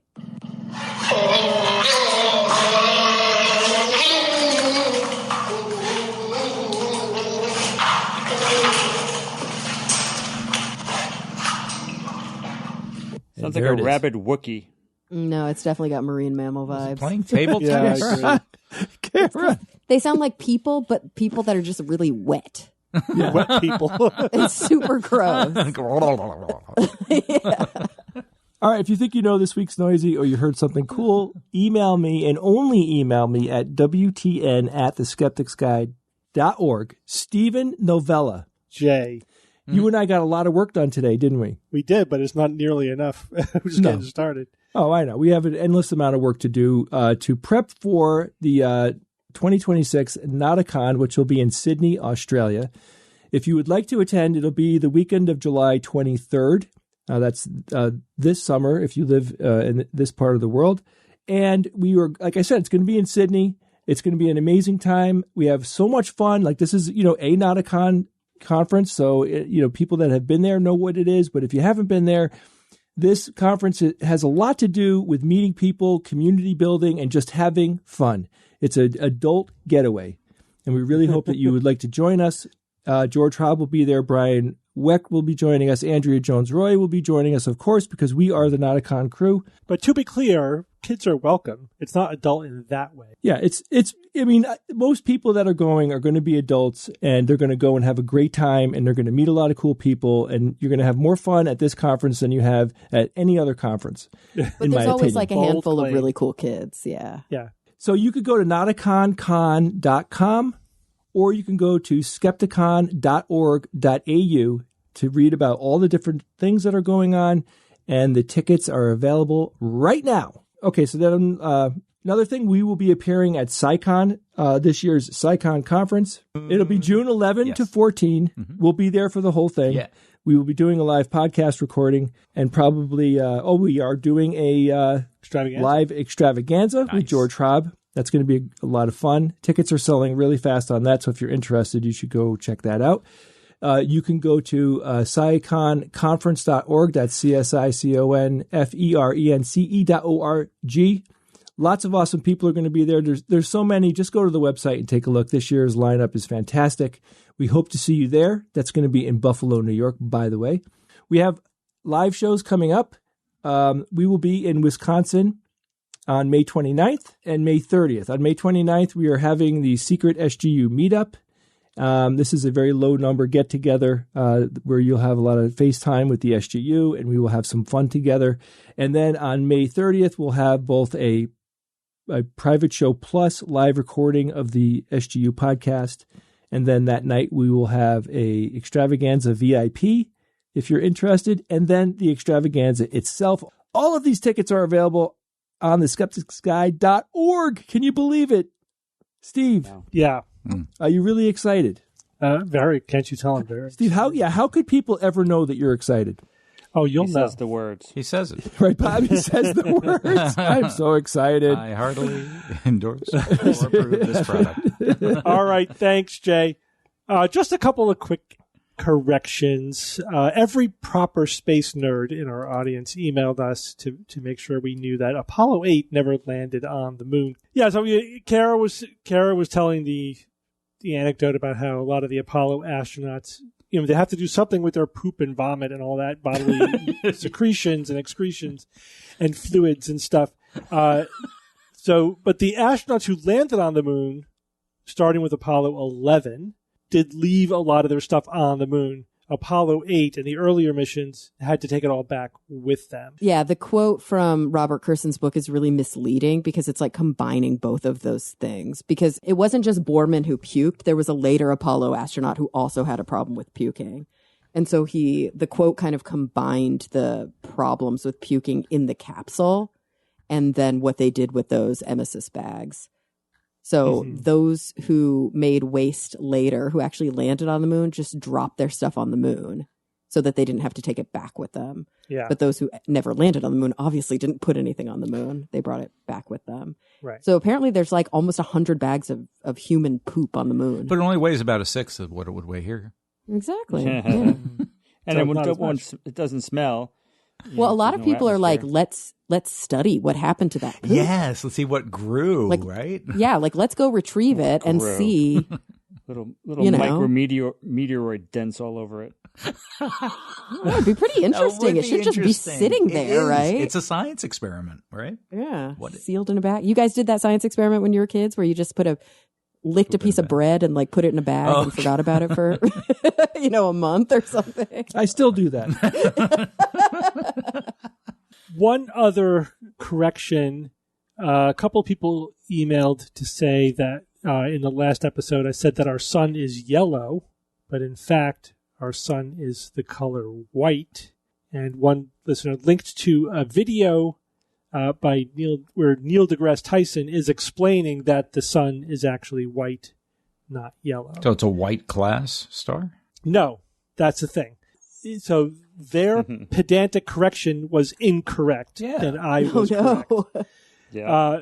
Because you have to listen to what I actually said. Our sun is actually classified as a yellow dwarf. Did you know that? Yes. But that's because stars are either supergiants, giants, subgiants, or dwarfs, right? So even though the sun is in the main sequence and it's above average in terms of its mass and size, it's a dwarf category star. The dwarf stars are red dwarfs, orange dwarfs, yellow dwarfs, right? And if you look at the HR diagram, right, the Hirschsprung-Russell diagram, Yes. stars are in the so-called main sequence. Have you ever heard that, Kara, main sequence star? I feel like I've heard it, but I don't know what it means. All right. It's very simple. It means stars that are burning hydrogen for fuel, right? Oh. Main sequence meaning like hours? Which is most stars for most of their lives. They're right. Oh, okay. Yeah. Oh, the sequence of their life. I see. The sequence of their life. Yeah, the main sequence. So that, and on the HR diagram, this is like a thin little meandering band that goes from the upper left to the lower right. So a neutron star Steve. is not a main sequence star. Correct. No, it's not even really a star. It's a stellar remnant. The y-axis is their luminosity, which is related to their mass. And then the x-axis is their spectral class, which is also related to their temperature. The spectral class is blue on the left, and then white, and then yellow, orange, red, right? Mm-hmm. The sun is right in the middle of the yellow band. We are a yellow star. But it is true, if you look at the sun from space, it appears white to human eyes. But keep in mind, perceived color is an evolved thing. And of course, our eyes are adapted to the light being put out by our sun. So through the atmosphere. What Neil deGrasse Tyson is saying is that the sun appears yellow because the atmosphere, this is true, of course, the atmosphere scatters the light. So it scatters the blue light from the spectrum of the sun's light. So the blue light gets scattered out. So the sky looks blue, but the sun looks yellow. Right. And that the lower in the sky the sun gets, the deeper its color gets because more of the light is being scattered. Yeah, so that's why it's like this deep red orange. Yeah, because the sun so pretty. On the horizon. Yeah, because at the horizon, sunlight's going through about 12 times as much atmosphere as if it was overhead at your zenith. Not cool. A lot more time for that stuff to get scattered out. Now, Neil said one thing, though, I disagree with. He said, if the sun were truly yellow, then snow would appear yellow because it would be reflecting yellow light. But that doesn't make any sense because the sun, from the perspective of the color of the light that's hitting the ground, it is yellow. It doesn't matter if it's yellow because it's intrinsically yellow or it's yellow because the blue light has been scattered out of it. That light hitting the snow is still yellow, right? So that his explanation makes that he's saying the sun is white, it only appears yellow because of the atmospheric effect.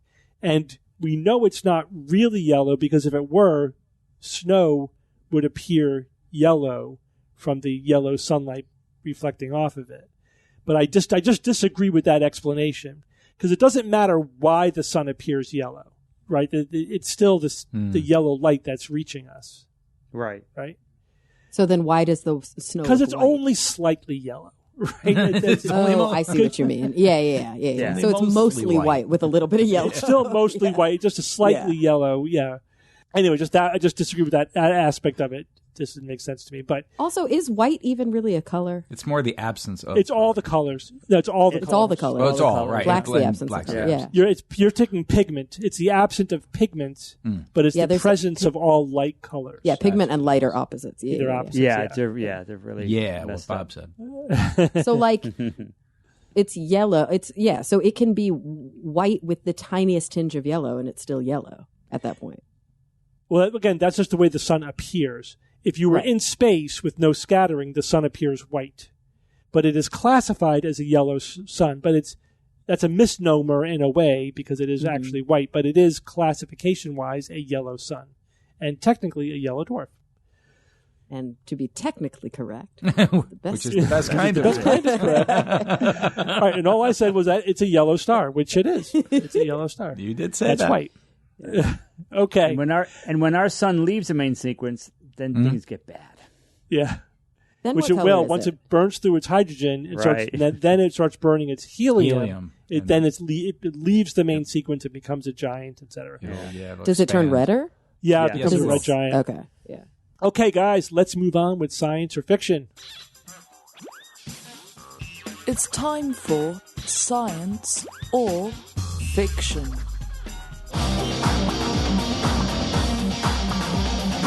Each week, I come up with 3 science news items or facts, 2 real and 1 fake. Then I challenge my panel of skeptics. Tell me which one is the fake.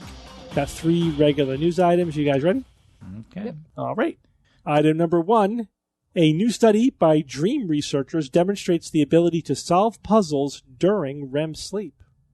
Item number 2. An international team of researchers have proposed that the Milky Way galaxy may not have a supermassive black hole at its core, but instead has a compact object made of dark matter. And item number 3. Scientists have presented evidence for the first time that suggests that chimpanzees are able to imagine pretend objects. Jay, go first. All right, so there's 3 of them, Steve, and the first one is a new study by dream research. You're right, there are dream researchers, Steve? Sure. Yeah. There are people who research dreams, not dream their research. Yeah. Yeah, but there's like both, this isn't actually. like saying that if you see a snake, something bad's going to happen to you. This is like legitimate, correct? Yeah, this is the science of dreaming, not dream interpretation, right? Yeah. Okay, so they say that the ability to solve puzzles during REM sleep is legit. Okay, so you can solve puzzles during REM sleep. I would question this right out of the gate because, from my personal experience, there's nothing consistent about the things that I'm seeing in a dream or whatever. Like, Bob has said this to me a million times. He's like, if you look at a book and look at the text on a book and you look away and you look back, it's always going to be different. And I would assume that anything that you're focusing on, a similar effect would happen to anything with some complexity. So out of the gate, I don't like that one. Second one, an international team of researchers have proposed that the Milky Way galaxy may not have a supermassive black hole at its core, but instead has a compact object made of dark matter. So 2 things that everyone knows so much about, dark matter and black holes. I see no reason why that researchers wouldn't propose something like this as an alternate theory. I don't feel like this one is that much of a stretch. So I think that's science. Scientists have presented evidence for the first time that suggests that chimpanzees are able to imagine pretend objects. Yeah, I don't see why they wouldn't be able to do that. One thing that we gauge animals by is if they recognize themselves in a mirror. That's a sign of a certain level of intelligence. I would think that chimpanzees could do something like that. I mean, I'm on the fence because it could easily go either way, but I do think that is more likely to be real than the first one, which is about the dream researchers saying you could solve puzzles during REM sleep. That one is a fiction. Thank you, Bob. Okay, Evan. Okay, let's see. Dream researchers and solving puzzles during REM sleep. How do you test that? How is that testable? I don't know. It'll be interesting to hear if it's the science, but I really don't know how this would even really be possible. They must, obviously the researchers know their field. Field of dreams. Very good. If you build it, they will come. If you build it, they will sleep. It sounds a little Inception-y to me. The one about the Milky Way galaxy not having a supermassive black hole at its core. I don't know if Bob's going to like this or not. Would Bob be upset if it was made of a compact object made of dark matter? You see, the thing is, it either could be true, so therefore that one is likely science. And the last one about the chimpanzees, well, I suppose we have a bit of a chimpanzee bias because we are so alike, chimpanzees, in lots of ways. So that one leans. I guess I'll just go with J. With J, and suggest that the REM sleep one is going to be the fiction. I just don't know how that gets tested. Okay, Bob. Start with number 3 here. Evidence for the first time that chimps can imagine pretend objects. It just makes so much sense, so much more than the other 2 in this damn thing. So I'm going to definitely say that is probably science. I'd like to think it's science. So let's go to the Milky Way one. Yeah, my knee-jerk reaction to this is not happy. Aww. I was like, I'm pissed off enough that we don't have a really hypermassive black hole, like billions of solar masses. It's only 4 million solar masses. Right. It's not a big boy. And now you're going to take that away from me. But on the other hand, damn, man, a clump of dark matter. I didn't know it just does, and I'm not familiar with this type of dark matter that could actually do that. But then, of course, you got to think, well, wait, how many other galaxies have a central black hole that's also not a stellar remnant, but dark matter? And how big can it get? So it just asks, it just proposes so many new questions. So, or maybe our galaxy is kind of, relatively rare and unique in that regard. That would be kind of cool. But my knee jerk is not to like that, but there's things to like for sure. But what's rubbing me wrong? What's the expression? Rubbing me the wrong way. Rubbing me yes. I hate being rubbed the wrong way. So, this one about REM sleep doesn't make any sense. Only from if there's one angle here. So yeah, Jay, you're right. I'm glad you remembered that.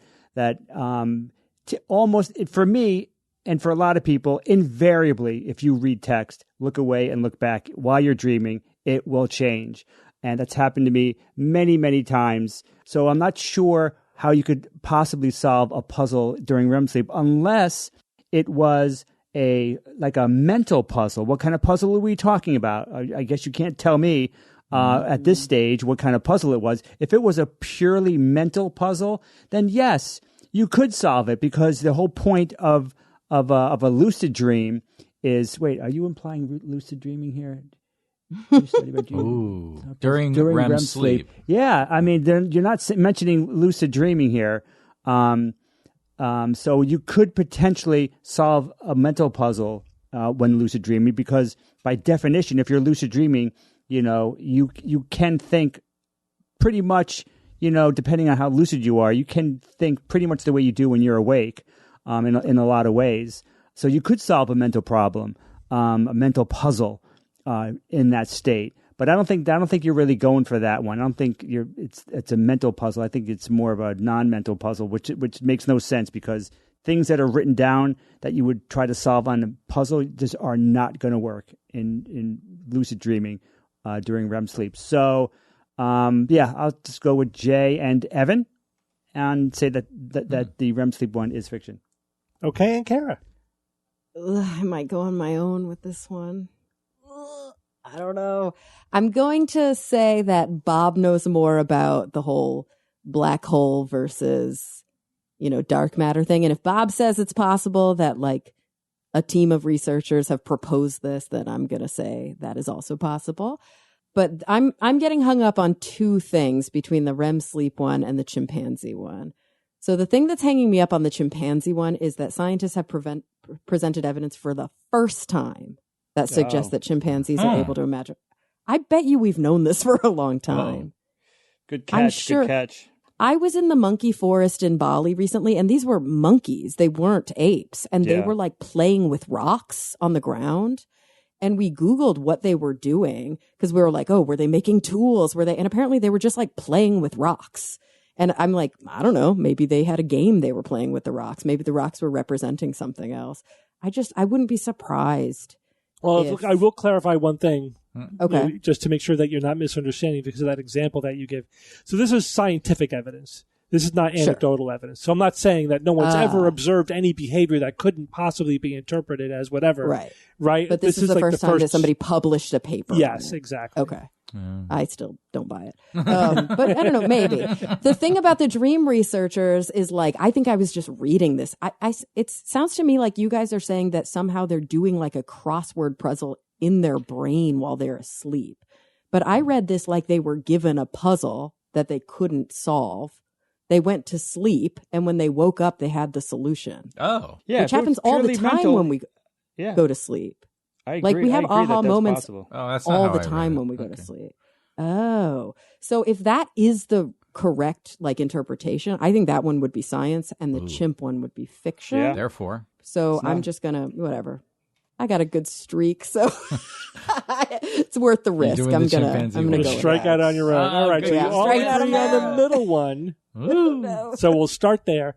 An international team of researchers have proposed that the Milky Way galaxy may not have a supermassive black hole at its core, but instead has a compact object made of dark matter. You guys all think this one is science, and this one is science. This is science.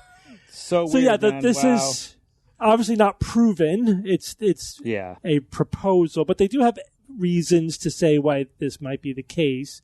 The name of the article is The Dynamics of S-Stars and G-Sources Orbiting a Supermassive Compact Object Made of Fermionic Dark Matter. So basically, one of the reasons why we think that there's a black hole at the center of our galaxy is because there are stars whipping around it really fast. So there's got to be a massive gravitational object there. You know, the Sagittarius A star is what's been proposed. We obviously can't see it. They calculate the mass that would be required to have that effect on the stars, and it's 4 million solar masses, so they know that fairly well. Exactly. But there's there's multiple gravitational anomalies of the galaxy. There's also the fact that the galaxy is spinning faster as you get to the outside than it should be, just based upon the visible matter, right? Hence, we think there must be dark matter holding it all together. But there are problems with the whole model, and that doesn't exactly align with the data. And so what they're proposing is, well, what if the dark matter of our galaxy is also the gravity, the matter at the center of the gravity, if it's all one thing, right? They're not saying it's two things. It's like there's just this continuum of dark matter throughout the galaxy, which is very compact at the core, and then gets less compact as you go out from there. And they say that this actually could explain all the observed movements that we're seeing. It could explain the fast movement of the stars close to the center of the galaxy. It could explain the rotational curves of the galaxy, and maybe it can do it better, right? And of course, they're always we have new observations from these instruments, and this kind of is a better fit for all this new data.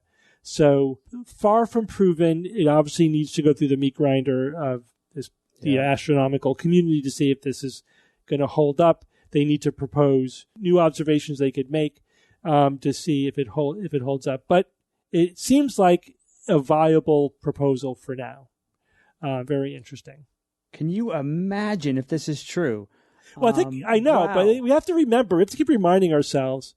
Like a lot of black holes, are mathematical and theoretical and indirect and inference. You know what I mean? Like, it's not like we know for 100% sure where there are black holes. You know what I mean? But don't forget, we've actually imaged black holes at this point, and seeing the accretion disk and the effects that are predicted for such an accretion disk around something like a black hole. It's a good story. It's a good story, but the other thing to keep in mind is that we're getting a very distilled version of the evidence from the experts. You know what I mean? It's like it's been packaged into a story that we could understand and wrap our head around, but the data is actually way more complicated. All right, which one should I go to, 1 or 3? All right, a new study by dream researchers demonstrates the ability to solve puzzles during REM sleep. Jay, Evan, and Bob, you think this one is the fiction. Carrie, you think this one is science. So I'll tell you a couple of the things. So they were studying people who have a history of going into lucid dreaming. Interesting. Okay. Yeah. And what they did was they figured out a way to induce lucid dreaming. Oh. Which Wait, a new way? No. There's lots of ways to do it. They used a noise. Yeah. What they did was, this is the actual study they did. They had people working on a puzzle, and they played a noise when they were doing it. And then when they were sleeping, they played the same noise. And sometimes this induced the people who were dreaming to lucid dream about the puzzle. So Well, this what is kind of puzzle are we Inception talking about? level stuff. What the heck This is not what I expected it to be. I'm What kind of starting to puzzle, lose Steve? hope here. And then they had them work on the puzzle when they woke up. And the okay. people that they did this to, that they were able to get into the lucid state, solved the puzzle faster than people who didn't. So this is Like, what was the Bullshit. thing? You didn't say Yeah. that. That's bullshit. Yeah. I don't believe that. Jay, relax. No, I'm very angry about this because all those years I could have been practicing shit while I was dreaming. Yes, Steve. Hang on. This one is The the fiction. fiction because they But- didn't solve the puzzle while they were During in REM REM sleep. sleep. They Yeah. solved it while they were awake. They just were able to solve it faster when they were awake if they had dreamed about it than if they had not dreamed about Well, it. you don't technically still mad. know. If they solve it in their Wake sleep up with first. a solution. Then they go, I solved the puzzle in my sleep. They had no idea. They just still had to solve the puzzle while they were awake. That All right. makes sense. Good job, All right. guys. And Good that's job. how it's It tested. reminds me of, it's like, do you guys remember that episode? Did any of you watch The Office? Yeah, oh, yeah. I watched it Oh, yeah. through remember about the- 5 or 6 times Yeah, the classical conditioning Jesus. episode where Jim teaches Dwight. to pick up the phone. Yeah, every time he holds out like a piece of candy. Oh, yeah. It's not- yeah, Yeah, I he like remember that. he like holds out the piece of candy every Oh, yeah, time he yeah. does so. And then finally the last time he doesn't hold it out and Dwight just puts his hand out for it and he goes, "What are you doing, man?" And he was like, "I don't know." I thought you were talking about the one where he kept making his phone heavier. Like an old school phone. He picks it up, and then every time he picked it up, he added more nickels inside of it to make it heavier. And then he took them out, and he smashed the phone to his head. No, but this was like a classic, like with a tone. You know what I mean? It's like link it to the tone, and you're going to go there. Oh, that's interesting. All right, which means scientists have presented evidence for the first time that suggests that chimpanzees are able to imagine pretend objects is science. Yeah. And That's the new interesting. bit, So we've never Kara, proven it before. is the pretend objects. Mm-hmm. So, and of course, this is, again, I had to say suggests because we don't read the minds of the chimpanzees. They were specifically bonobos in a bonobo in this study. Bonobos aren't chimpanzees. What they did, bonobos are a type of chimpanzee. They're pygmy chimpanzees. Yeah, they basically did tea time with the bonobo, and they did pretend tea time where they had a pitcher. These are all made of glass, so they could see that they're empty, and an empty cup. And the human was sat across from the bonobo and pretended to pour tea, some fluid into the cup, and What then flavor? pretended to drink it. And then there was another cup that they didn't do that to, and then the human pretended to like empty the cup out, etc. And then they asked the bonobo which cup has the juice in it, right? And they not 100% of the time, but they very consistently pointed to the one that had the pretend juice in it. Mm-hmm. And then they did a follow-up study where they had another cup with actual juice in it. So the chimp was still able to understand the idea of the pretend juice, even when there was like a real cup of juice there. Oh, that's interesting. Yeah. That's That cool. shows that it's pretty powerful. How do you get the chimp to point to the one with the tea in it or not the tea in it? The chimp, this is already a cultured chimp that will point at things to verbal prompts. This isn't a wild chimp, right? This is a chimp that has already been in the lab for their whole life, and they already have the skill where they say point to the ball, and they'll point to the ball. How do they block the Hans effect? I'm I'm not sure, but it's got to be in the protocol there somewhere. They probably wear sunglasses and they do all sorts of things. Yeah. But you're right. You have to researcher. control for that, the clever Hans effect. Yeah. So, and then they do mention that there are anecdotally, I there see. are. I feel like we've known that like they have creative play. Yeah, they have creative play. There were some chimps who have been observed carrying sticks as if they were kids. Oh, cute. Like dolls? Yeah. A stick sweet. as a doll. And Yeah. one chimpanzee was observed dragging things from one place to another and then pretending to drag those same things without actually holding on to something. So the idea that they have an imagination and they could imagine things that are not really there has been suggested before, but this is the first experiment where they tried to have a protocol that showed, do they get that we're pretending that there's fluid in this cup and it's not really there? Right. And I mean, we've done the reverse with them. We've all seen magic tricks with chimpanzees yes, where they're they mentioned that expecting as something well. to be in your hand. Yeah. And it's not there. And then they're surprised that it's not there. They're surprised, that the pretend thing is not there. Yeah. Mm-hmm. Yeah. Exactly. Oh, they're so cool. Yeah. Chimps are basically humans. Oh. You know what I mean? Or we are basically chimps. I mean, it's amazing how close. Yeah. I mean, of course, our closest ancestors, it's like 8 million years, something like that separates us. Pretty much they have rudimentary versions of all the higher cognitive functions that we have, pretty much. All right. Well, good job, guys. Kara, I still credit you with striking out on your own. Yeah, Thank Kara. you. Bold. I felt like I had solid reasoning that didn't hold up. Yeah, it was fine. That's perfectly cromulent. All right, Evan, give us a quote. Technology is a tool, but its impact depends on how we use it for the betterment of society. Margaret Hamilton, computer scientist, credited with, coining the term software engineering. Software engineering. Right? You take so many terms for granted. Right, Some no people had to kidding. be the first to use them. No kidding. But she's amazing. Directed the software engineering division at the MIT Instrumentation Laboratory, where she led the development of the onboard flight software for NASA's Apollo guidance computer for the Apollo program. Wow. Yes.